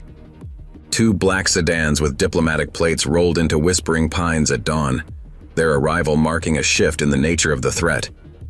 These weren't cartel hitmen or local muscle. The men who emerged wore tailored suits and carried themselves with the quiet confidence of professional killers who operated on an international level. European freelancers, David Walker identified them through his surveillance photos. High-end contractors, the kind governments hire when they need problems solved quietly. Jack studied the images. They're not even trying to hide. They want us to know they're here. At the Miller farm, Rose received an unexpected visitor. A well-dressed man with a cultured British accent introduced himself as Mr. Phillips, representing an international investment group. "Mrs. Miller, my employers are willing to offer 10 times your farm's market value." He smiled pleasantly. "No questions asked, no complications. Just sign the papers and retire comfortably." Rose's response was characteristic. "Your employers being the same ones who sent those expensive-looking gentlemen in the black cars?" Philip's smile never wavered. "My employers prefer to resolve situations through business channels, but they're prepared to use other methods if necessary." "Tell your employers they're not the first to threaten me," Rose replied calmly. "They won't be the last to fail." In town, the pressure mounted systematically. Maria Santos discovered her newspaper's parent company had been quietly purchased by an offshore corporation. Her editor received orders to reassign her, effectively killing her investigation. "They're trying to bury the story," she told Jack at Bill Anderson's diner. "But look what I found first." The documents revealed a pattern spanning decades. The organization had done this before, taking over small towns, corrupting local governments, establishing criminal networks disguised as legitimate businesses. Stone's operation was just one franchise, David noted, studying the evidence. They've got similar setups in dozens of locations across multiple countries. Linda Cooper brought more disturbing news. 3 of her newly hired deputies had been approached with bribes, substantial ones. "They're not just trying to corrupt us," she explained. "They're identifying anyone who can't be bought, making lists." The professional killers maintained their visible presence, a clear message to the town. But their real work happened in the shadows. Steve Parker's Federal Protective Detail discovered sophisticated surveillance equipment, monitoring their safe house. 2 federal witnesses in the Stone case died in apparent accidents in separate states. Jack gathered the community's leaders at the Miller farm. "They're following a standard playbook," he explained. "First they offer money, then they apply pressure. Finally, they eliminate anyone who won't cooperate. But this time something's different," David added. "They're moving faster than usual, taking risks. Something about this situation has them rattled." Maria Santos confirmed this assessment. "My sources say Stone's arrest compromised operations in multiple countries. Law enforcement agencies in Europe and Asia are suddenly very interested in small towns like Whispering Pines." The professional killers made their first move at midnight. 3 separate teams hit targets simultaneously: Maria's apartment, Linda Cooper's home, and the safe house holding Steve Parker. But Jack and David had anticipated this. Maria was already relocated to a secure location. Linda's house was empty, rigged with surveillance equipment that captured the hit team in action. And Parker's safe house proved to be a trap, the attackers finding themselves surrounded by federal tactical teams. The response from the organization was immediate. Phillips appeared at the Miller farm again, his pleasant demeanor unchanged. "Mrs. Miller, surely you see this situation can only end one way," he said smoothly. We can't allow this unfortunate business to threaten larger interests. Larger interests, Rose repeated thoughtfully. Like the banking operations in Singapore, the shipping companies in Hamburg, the real estate developments in Toronto? Philip's mask slipped slightly. Those operations weren't mentioned in any of the evidence they'd uncovered. Oh, yes, Rose smiled slightly. We know far more than Stone ever did. Did your employers really think we'd fight this battle without finding out who we're really fighting? The threat level escalated rapidly after that conversation. The professional killers were pulled out, replaced by an even more dangerous team. These operators moved like ghosts, leaving no traces except results. Bill Anderson's diner survived 3 separate arson attempts in one night. Jenny Thompson's store was vandalized by experts who disabled the alarm system without leaving evidence. Even the federal agents protecting witnesses found themselves being stalked by professionals who knew all their protocols. But the organization had made a crucial mistake. Their aggressive response confirmed the importance of what Maria had discovered. They're not just trying to protect their current operations, she explained, showing Jack and David new evidence. They're hiding something bigger, something that goes back decades. The breakthrough came from an unexpected source. Thomas Bennett, the corrupt commissioner now in federal custody, recognized one of the shell companies in Maria's investigation. That's not just a front for money laundering, he said, pointing to the name. Stone mentioned them once, said they were the people who really ran things, called them the Foundation. The name opened new avenues of investigation. David's intelligence contacts began finding connections to major criminal operations spanning 50 years.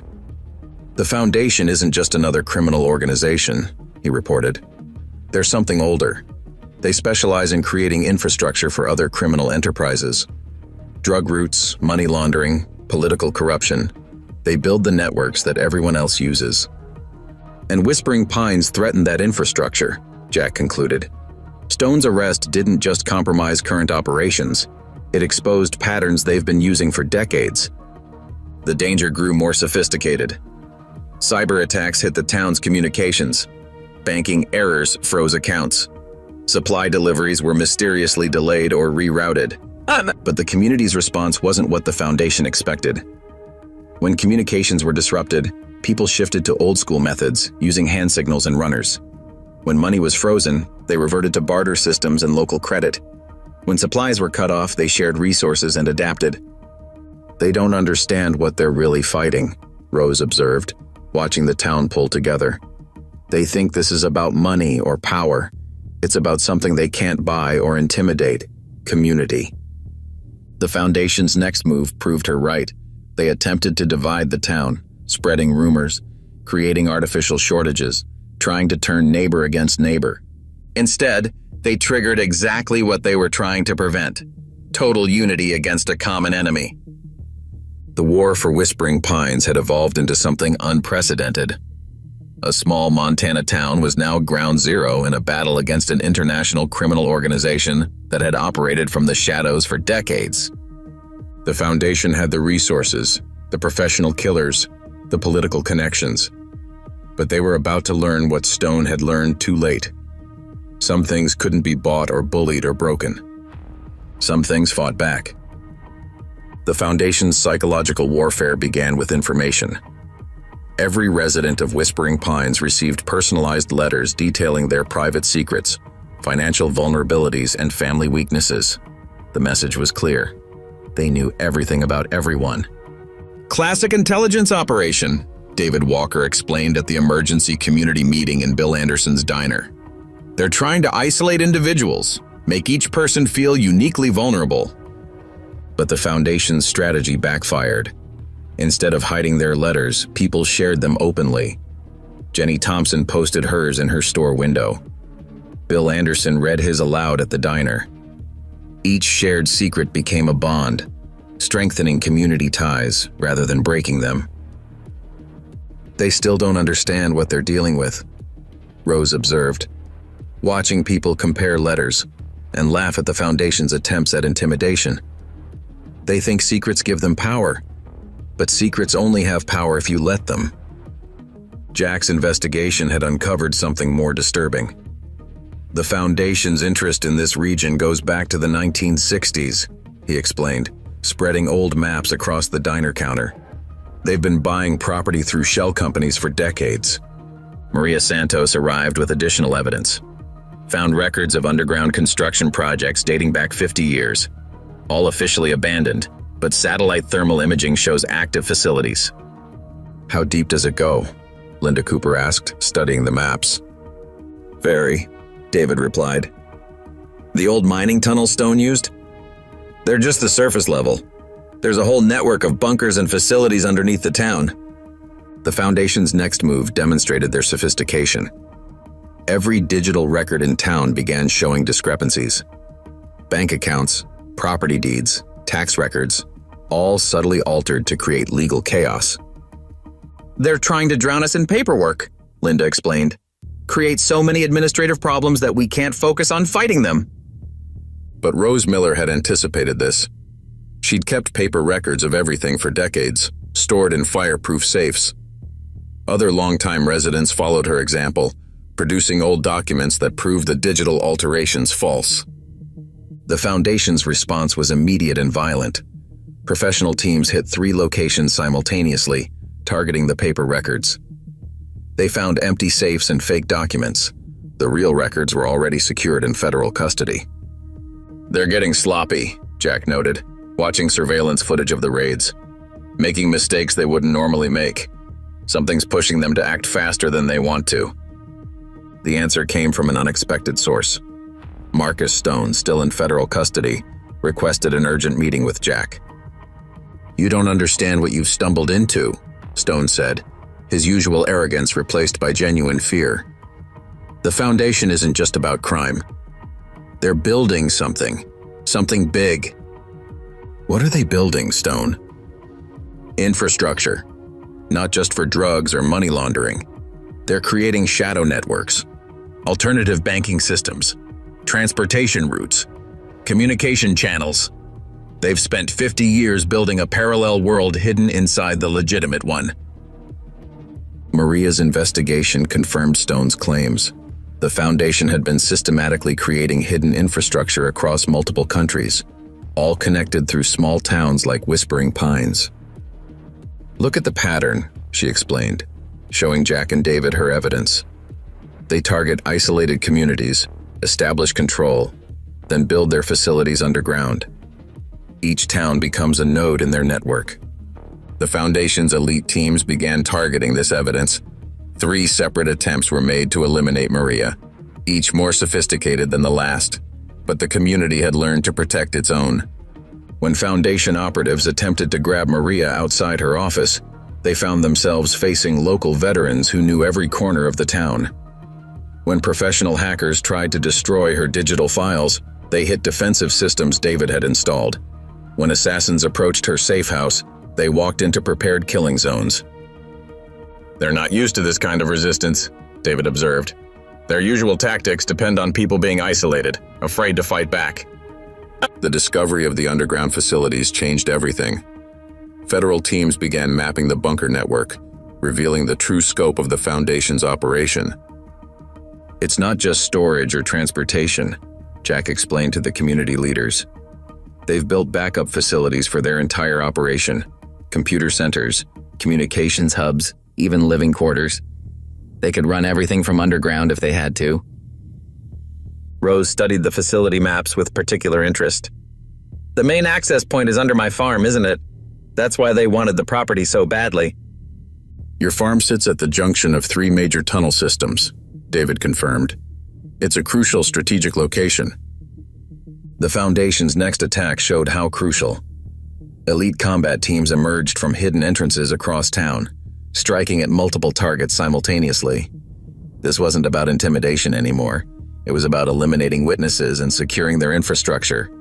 But the town had prepared for this moment. Every target was hardened, every approach covered. Local knowledge trumped professional training as Foundation teams found themselves fighting in unfamiliar territory against people who knew every inch of ground. Linda Cooper coordinated the defense from her mobile command center. "They're trying to reach specific locations. equipment storage facilities, computer centers. They're not just attacking us, they're trying to protect something. The truth emerged from the Foundation's own encrypted communications, intercepted by David's equipment. They weren't just trying to silence witnesses or maintain criminal operations. They were protecting decades of accumulated data, evidence that could expose operations across multiple continents. That's why they can't just walk away, Maria realized. Whispering Pines isn't just another compromised operation. It's a vital link in their entire network. If it falls, everything falls. The fighting intensified as Foundation teams tried to reach their underground facilities, but each attempt was met with prepared resistance. The community's unity proved stronger than professional violence. Jack watched the Foundation teams retreat after another failed assault. They'll try something bigger next, something desperate. Let them, Rose replied calmly. The bigger they make this, the more attention they draw, and sunlight is starting to shine into all their dark places. She was right.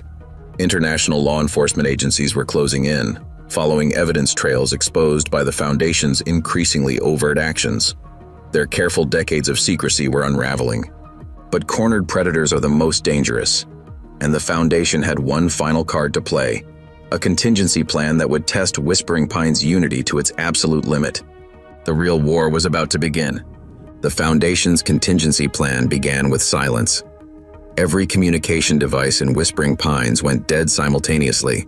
Phones, internet, radio, even emergency frequencies. The town was cut off from the outside world more completely than seemed technologically possible. They've activated some kind of sophisticated signal jamming system, David Walker explained, studying his equipment. Military grade, but more advanced than anything I've seen before. Jack recognized the implications immediately. They're isolating us, preparing for something big. At the Miller farm, Rose received what was meant to be the final visit from Mr. Phillips. His cultured facade had vanished, replaced by cold efficiency. "You've forced us to implement Protocol Zero," he stated flatly. "What happens next is your responsibility." And what exactly is Protocol Zero? Rose asked, though she already suspected the answer. The complete erasure of compromised assets, including all witnesses. The Foundation's elite teams began emerging from hidden access points throughout town, but their tactics had changed. Instead of targeting specific locations, they were systematically herding people toward the town center. Linda Cooper coordinated the community's response from Bill Anderson's diner. "They're not trying to eliminate us anymore. They want us contained, controlled." Maria Santos arrived with crucial intelligence. Found something in the Foundation's encrypted files. This isn't just about criminal infrastructure. The underground facilities are part of something called Project Echo, some kind of classified government program from the Cold War. That explains the technology level, David noted. These bunkers weren't built by criminals. They were built by the military, then taken over by the Foundation. The truth about Whispering Pines' strategic importance began emerging. The town sat at the intersection of multiple underground facilities, originally designed as survival bunkers during the Cold War. The Foundation had spent decades quietly acquiring these locations, converting them into their own private infrastructure. The criminal operations were just a cover, Jack realized. The drug routes, the money laundering, it was all just to hide what they were really building. A shadow government, Maria confirmed. Complete backup infrastructure for running major operations if normal systems fail.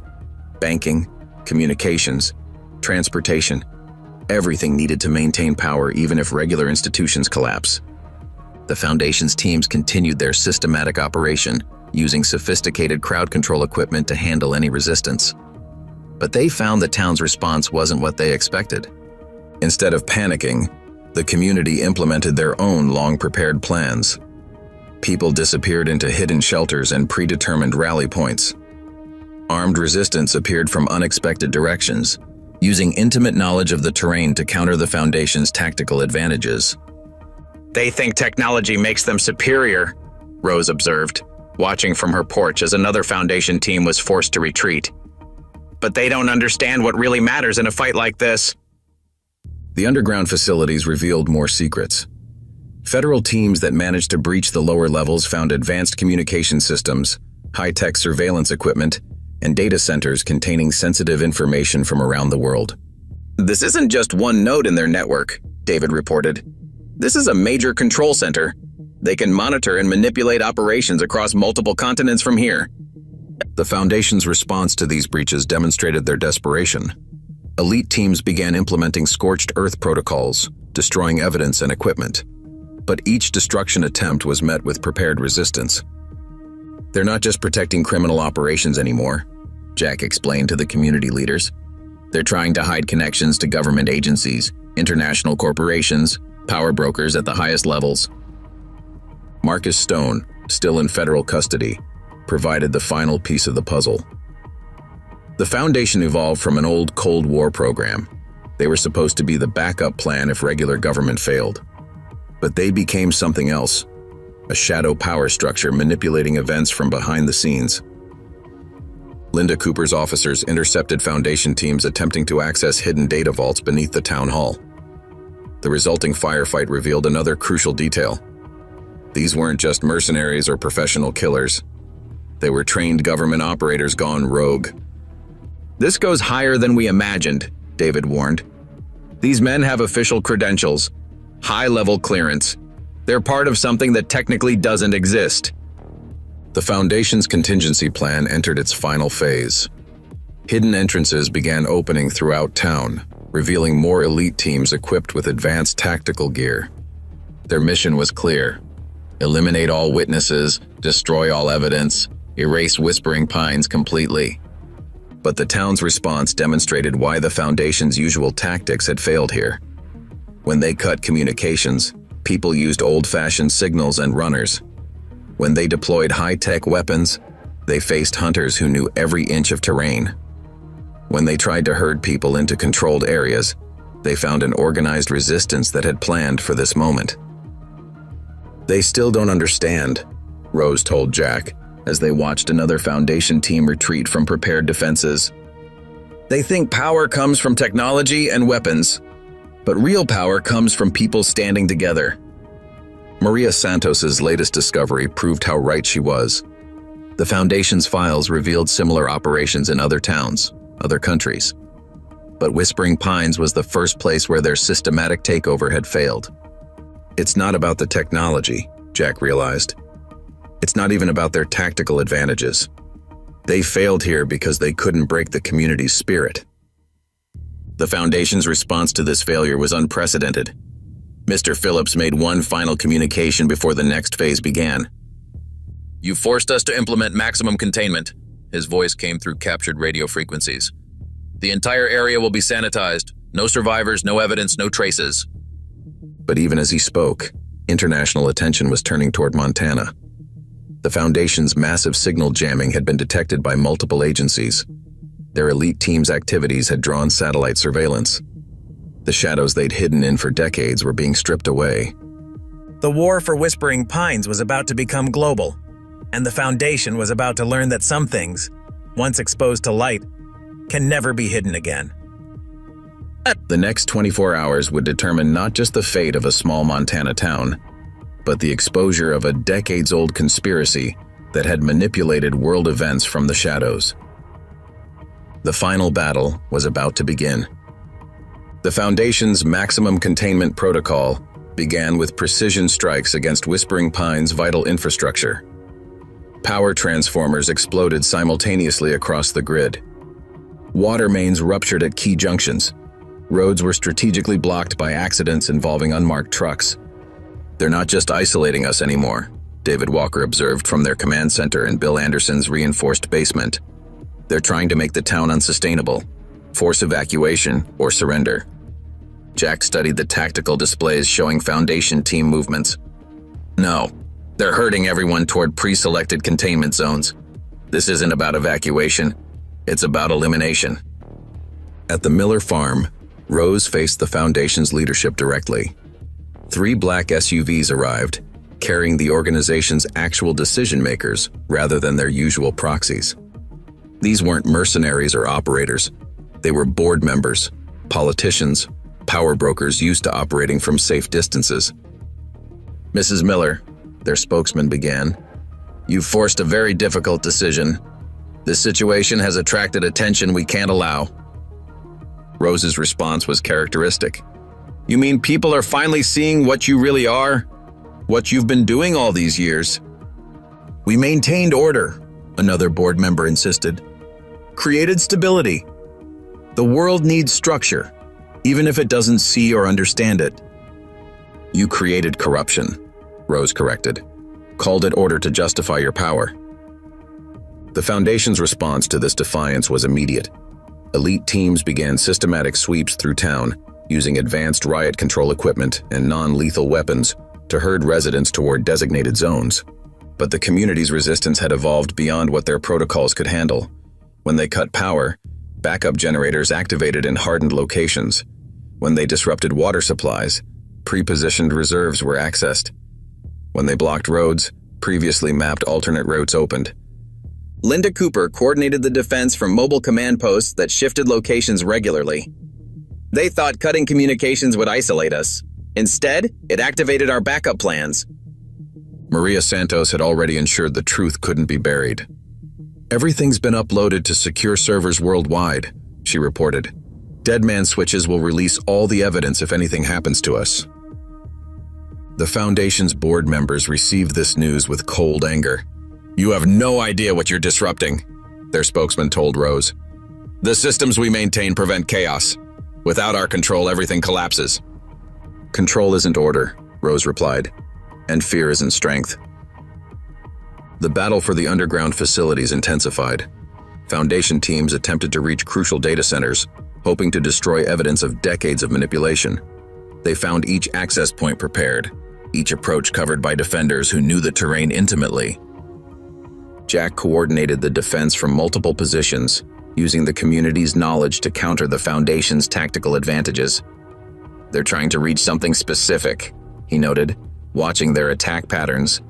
Something in the lowest levels. David's analysis confirmed this. They're not just after their own data anymore. They're trying to protect something older, something from the original government project. In federal custody, Marcus Stone provided the final crucial piece of information. The lowest bunker levels contain proof of how it all started, how they turned a government contingency program into their own private empire. Names, dates, records of every manipulation, every crime, every murder.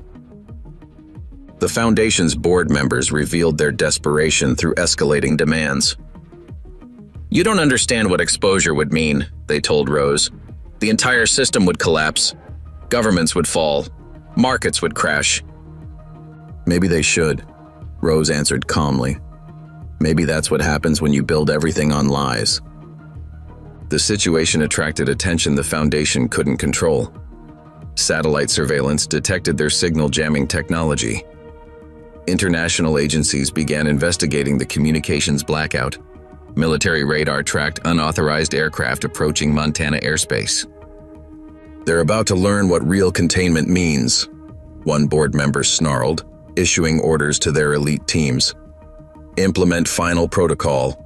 No witnesses, no evidence, no traces.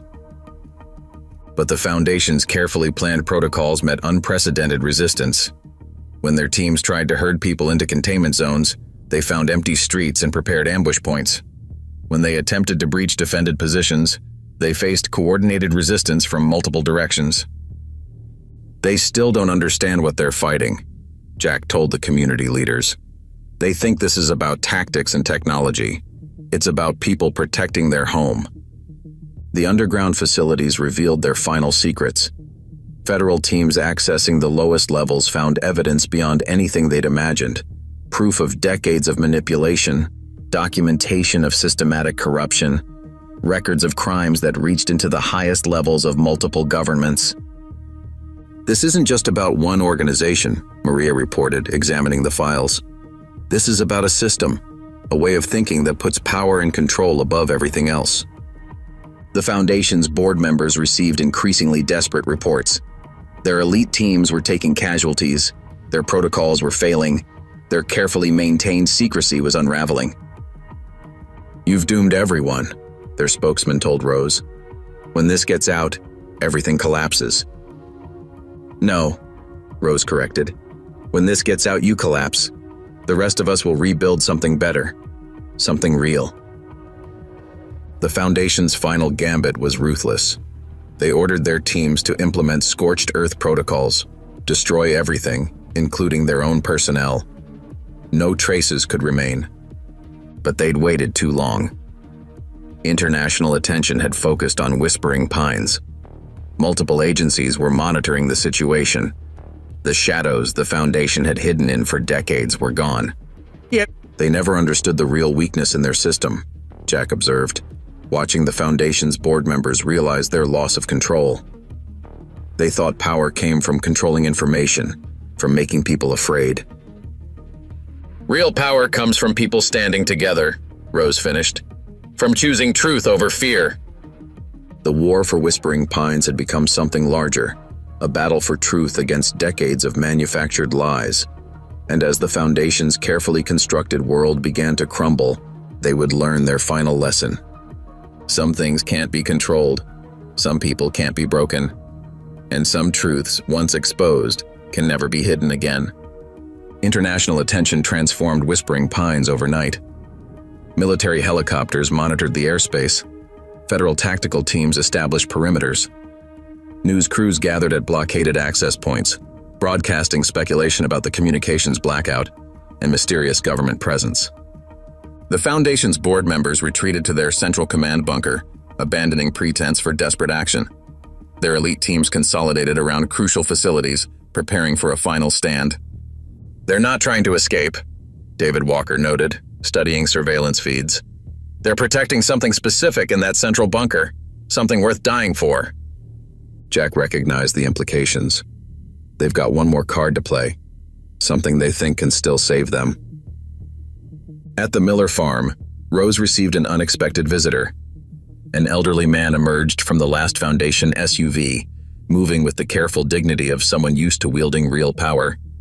His presence made even the board members defer. "Mrs. Miller," he said quietly. "I'm Alexander Kane. The Foundation was my creation 50 years ago. I've come to explain why it must be preserved." "Preserved?" Rose's voice held steel. "You mean your system of corruption and control?" "We prevented chaos," Kane insisted. "Managed conflicts. Maintained balance. Without us, the world descends into anarchy." Linda Cooper coordinated with incoming federal agencies from her mobile command center. Multiple jurisdictions converging. FBI, CIA, military intelligence. Everyone wants control of those underground facilities. "Because they all have something to hide," Maria Santos added, examining newly decoded files. "The Foundation didn't just manipulate criminal enterprises. They managed government secrets, corporate conspiracies. Everything that powerful people wanted kept quiet." The battle for the Central Command bunker began with precision strikes. Foundation teams deployed sophisticated security systems and combat-hardened defenders, but they faced opponents who'd learned to counter their every advantage. Local veterans who knew every access point, federal agents with official authorization codes, community members who'd mapped every ventilation shaft and maintenance tunnel. The Foundation's technological superiority meant nothing against intimate knowledge of the terrain. Jack coordinated the assault from multiple positions. They're falling back to the lowest levels, protecting something in the central vault. "Multiple server rooms," David reported. "Quantum encryption systems. They're trying to purge data before we reach it." Kane watched the Foundation's defenses crumble with apparent sadness. "You don't understand what you're destroying. The systems we built maintain global stability. Without our control, everything collapses." "Control isn't stability," Rose countered. "It's just another form of corruption." The Foundation's board members revealed their final desperation through increasingly extreme orders. "Implement Omega protocols," they commanded their teams. "Better everything burns than falls into their hands."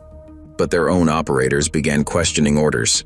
Professional killers and tactical teams trained to follow protocols found themselves facing moral choices. Some surrendered. Others switched sides, providing crucial intelligence about Foundation operations. Maria Santos coordinated with international media from a secured location.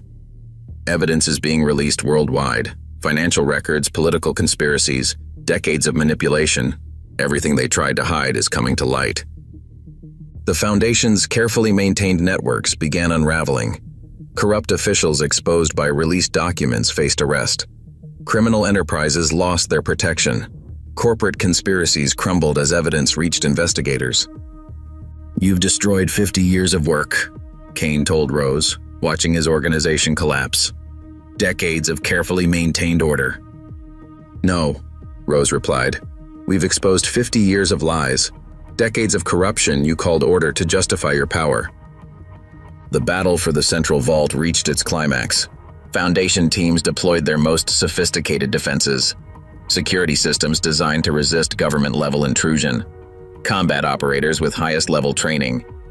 But they faced opponents who'd learned to improvise, to adapt, to work together in ways their protocols couldn't handle. Every technical advantage was countered by human ingenuity. Every tactical maneuver met prepared resistance. "They still don't understand," Jack observed, coordinating the final assault. "They think technology and training guarantee victory. They never learned what really wins battles." The Foundation's board members made their last stand in the Central Command Center. Surrounded by screens showing their collapsing empire, they initiated what they believed was their ultimate contingency. "If we fall," they announced on all frequencies, "everything falls. Every secret, every conspiracy, every hidden truth. It all gets released. The entire system crashes." "You think that threatens us?" Linda Cooper's response carried clearly. "We've been fighting for the truth all along." Kane watched his life's work disintegrate with apparent resignation. "You can't imagine the chaos that's coming. The conflicts we've managed, the wars we've prevented, the balance we've maintained, it all depended on control." "No," Rose corrected. "It all depended on fear, on making people believe they needed your control. That ends today."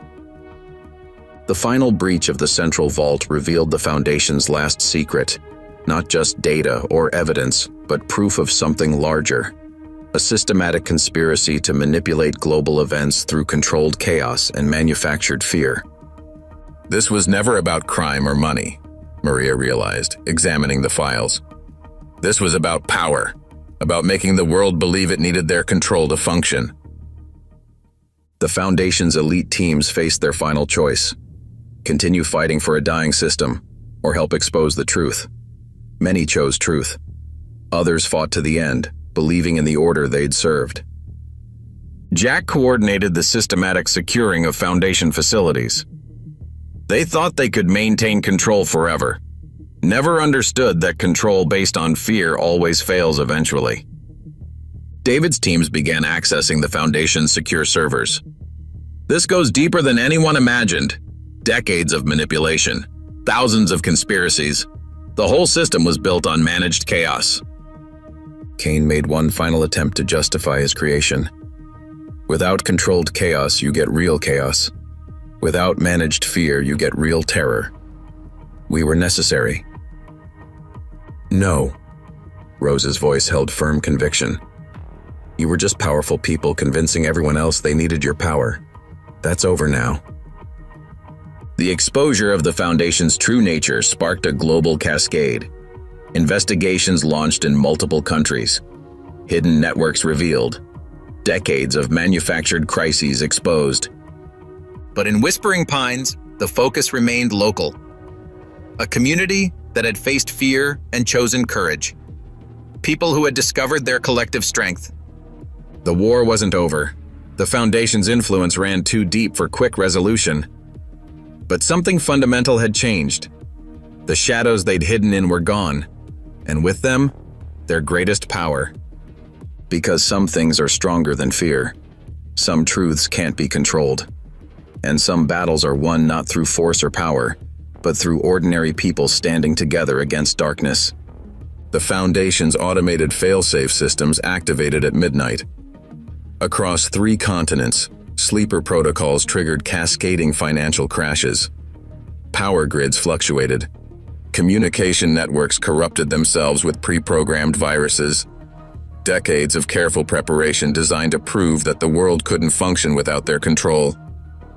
The dead man's switch, Alexander Kane explained calmly from his secured room in the command bunker. If we fall, everything falls. That was always the final guarantee of our power. At the Miller farm, Rose watched military helicopters circle overhead while receiving reports of spreading chaos. "They're trying to prove we need their kind of control," she told Jack. "Trying to force the world back into their shadow." The Foundation's board members, now in custody, maintained their cold confidence. "You have hours at most," their spokesman announced, "before the automated protocols finish their work, before the system collapses completely." David Walker coordinated with international cyber response teams from their command center. The failsafe isn't just attacking infrastructure, it's releasing selected information, carefully chosen secrets designed to trigger maximum conflict. They're not trying to hide anymore, Jack realized. They're trying to prove their point, show that exposure of the truth causes more damage than their lies. Linda Cooper managed the immediate crisis in Whispering Pines. The town had become ground zero for an international emergency. Federal agencies established command posts, military units secured perimeters, intelligence officials arrived hourly. "They're all after the same thing," Maria Santos reported. "Access to the Foundation's central data cores, control of their fail-safe protocols." But the Foundation's final trap was more subtle than anyone expected. The automated systems weren't just attacking infrastructure, they were revealing secrets in carefully planned sequence, each revelation designed to trigger maximum reaction. "Look at the pattern," Jack pointed out, studying the data. "They're not just dumping information, they're orchestrating chaos, making the cure seem worse than the disease." Kane watched the spreading crisis with something like satisfaction. "You see now? The truth isn't freedom, it's ammunition. We didn't maintain control through pure force. We did it by understanding how information shapes reality." The Foundation's fail-safe protocols continued their systematic attack on global stability. Stock markets crashed in coordinated waves. Military forces responded to manufactured provocations. Governments faced exposure of decades of secrets. "They're trying to make everyone choose," Rose observed, "between truth with chaos or lies with stability." But the Foundation had made a crucial miscalculation.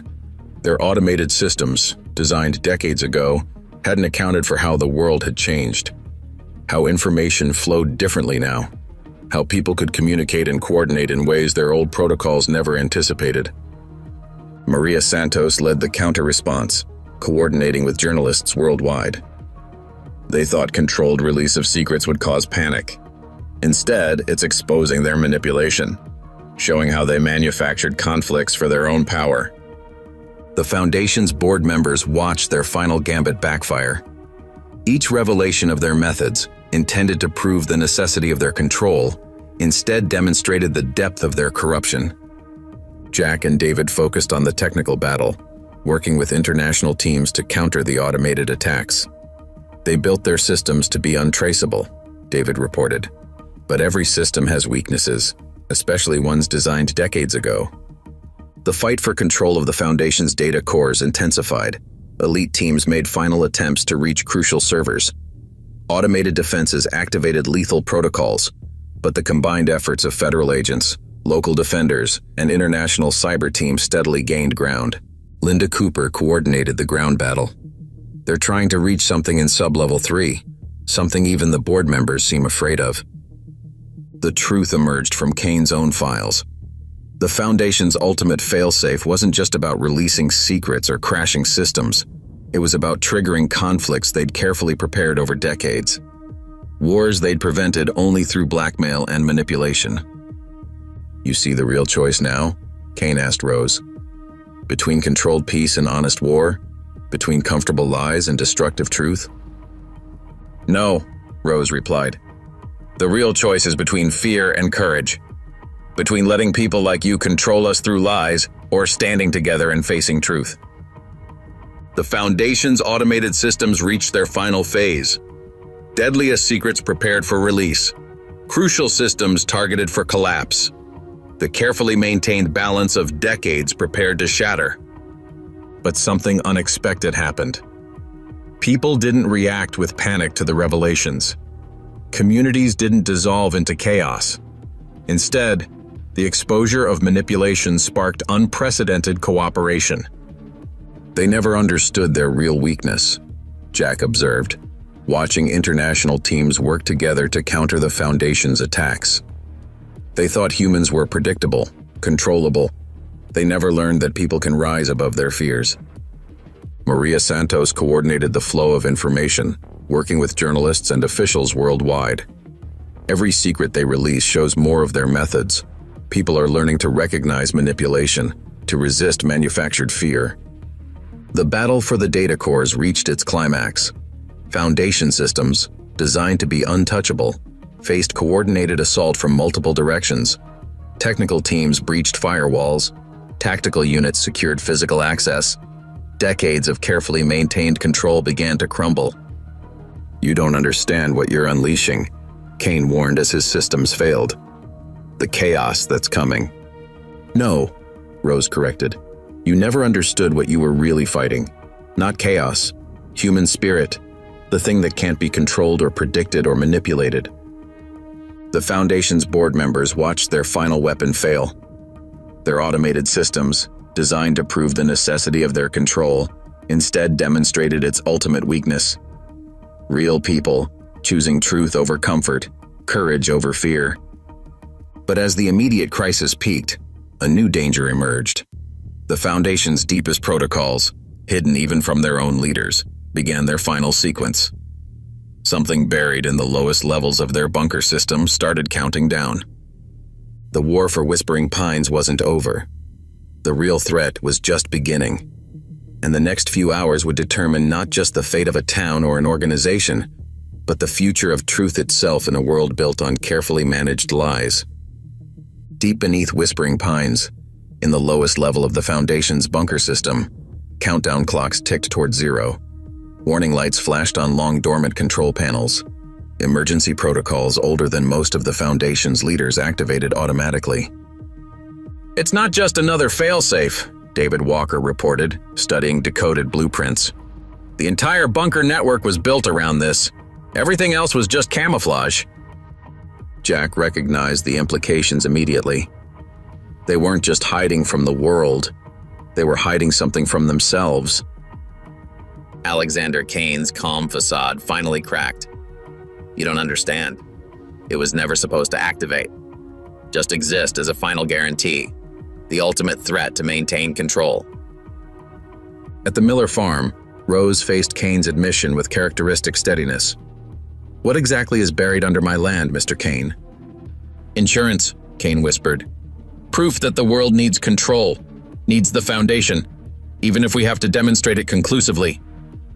Linda Cooper coordinated emergency response teams as sensors detected growing instability beneath the town.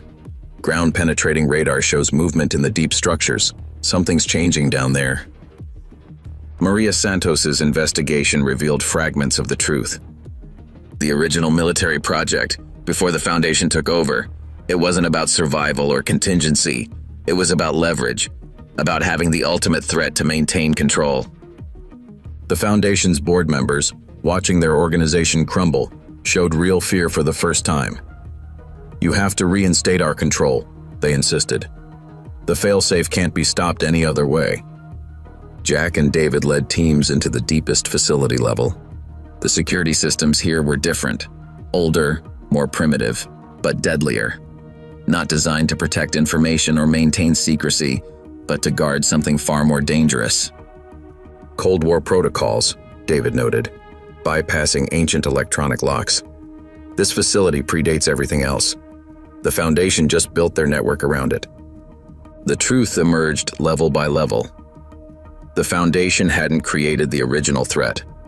They'd discovered it, found a weapon so terrible that its mere existence guaranteed control, built their entire organization around containing it while using its threat to maintain power. "We prevented worse catastrophes," Kane insisted. "Maintained peace through controlled fear, but now the containment protocols are failing. The failsafe will prove why we were necessary. Rose's voice held steel. By threatening everything to prove we need your protection? That's not control, that's terrorism. The race to prevent the failsafe became desperate. Foundation systems, designed to be unstoppable, fought every attempt at intervention. Automated defenses targeted anyone approaching crucial controls. Countdown clocks continued their relentless advance. Linda Cooper managed evacuation preparations. We can't move the whole town in time. Whatever's down there, we have to stop it here. Maria Santos coordinated with international agencies. Similar facilities detected in other locations. The Foundation built their entire network around containing these old weapons, used the threat to maintain control globally.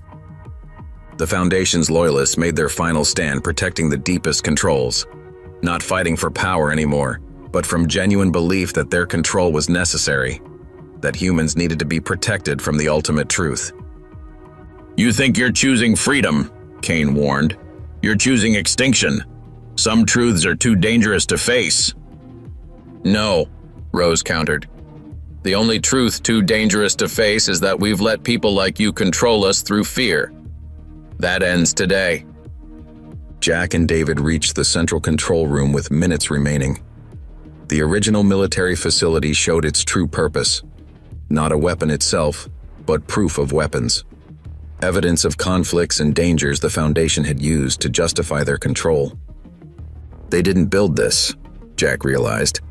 They found it, used it, built their whole system of control around managing the fear of what it represented.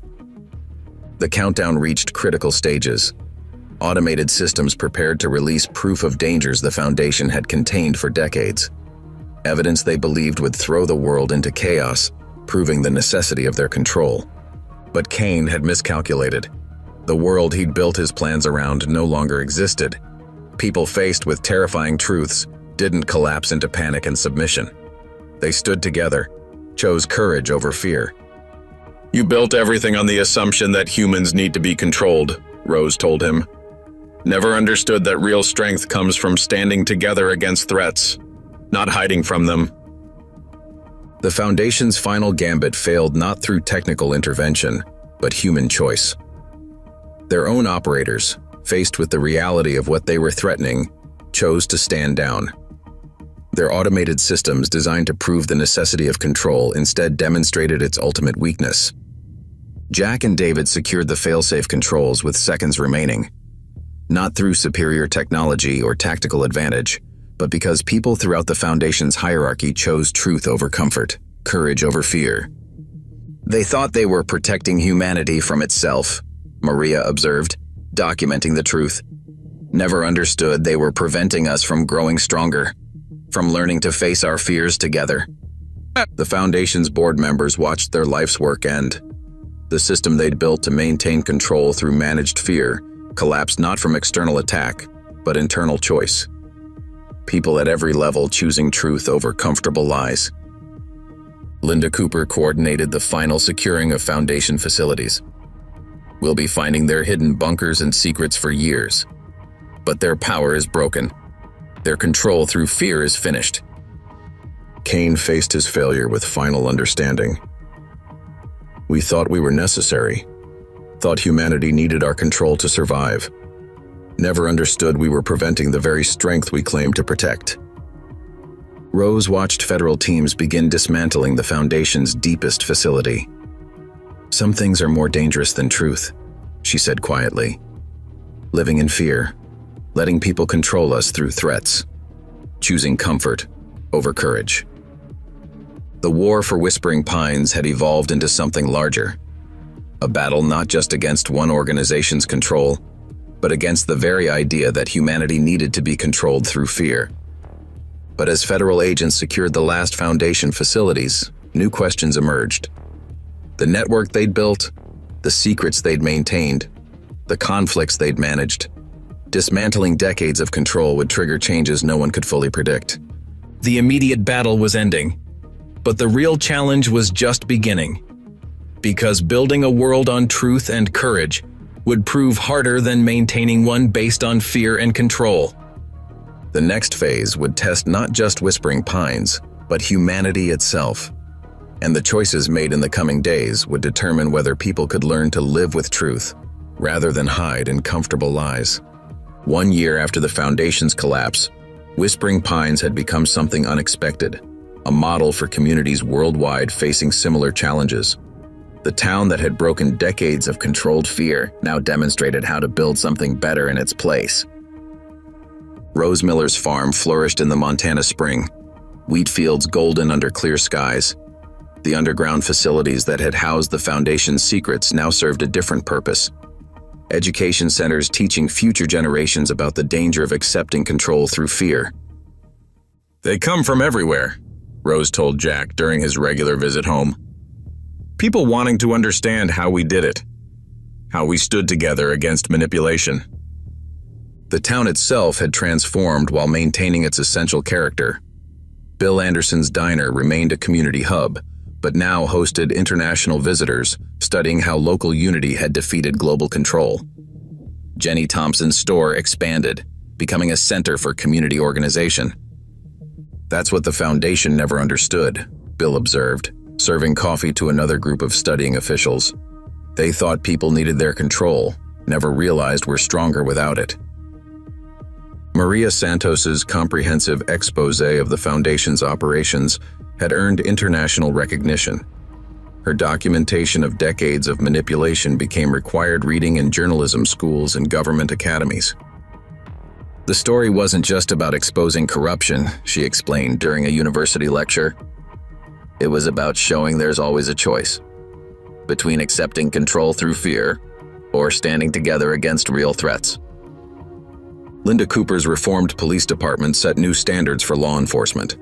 Agencies worldwide studied how she'd rebuilt from Foundation corruption, creating a model based on community trust rather than authoritarian control. Start with truth, she advised visiting officials. Build trust through transparency. Remember who we're really protecting and why. Jack and David's military careers took new directions. Their experience dismantling the Foundation's infrastructure led to specializing in exposing and preventing similar systems of control. They trained others to recognize and resist manipulation through manufactured fear. The Foundation wasn't unique, David explained during a briefing. Just the largest example of how control through fear infects societies. Understanding how they failed helps prevent it happening again. The underground facilities yielded their final secrets. Each revealed bunker provided new evidence of how deeply the Foundation had influenced world events. But more importantly, each discovery helped dismantle similar systems of control worldwide. They built everything on one false assumption, Jack noted, reviewing training materials, that people need to be controlled through fear. Every success in exposing them proves that assumption wrong. Alexander Kane, serving life imprisonment, watched reports of positive changes with growing understanding. His life's work of maintaining control through fear had produced exactly what he claimed to be preventing: weakness, vulnerability, dependency on external control. I believed we were necessary, he told Rose during her final visit. Thought humanity needed our protection. Never understood we were preventing people from developing real strength. The Foundation's board members faced international justice, their trials exposing decades of manipulation. But their greatest punishment was watching communities worldwide choose unity over fear, cooperation over control, truth over comfortable lies. They're still waiting for chaos, Maria observed, documenting the changes. Can't understand that people facing truth together are stronger than any amount of control through fear. The town's example inspired others. Communities worldwide studied how Whispering Pines had maintained unity against manipulation, how they'd chosen courage over comfort, truth over control, solidarity over submission. That's the real legacy, Rose told a documentary crew. Not just exposing their lies, but showing there's a better way.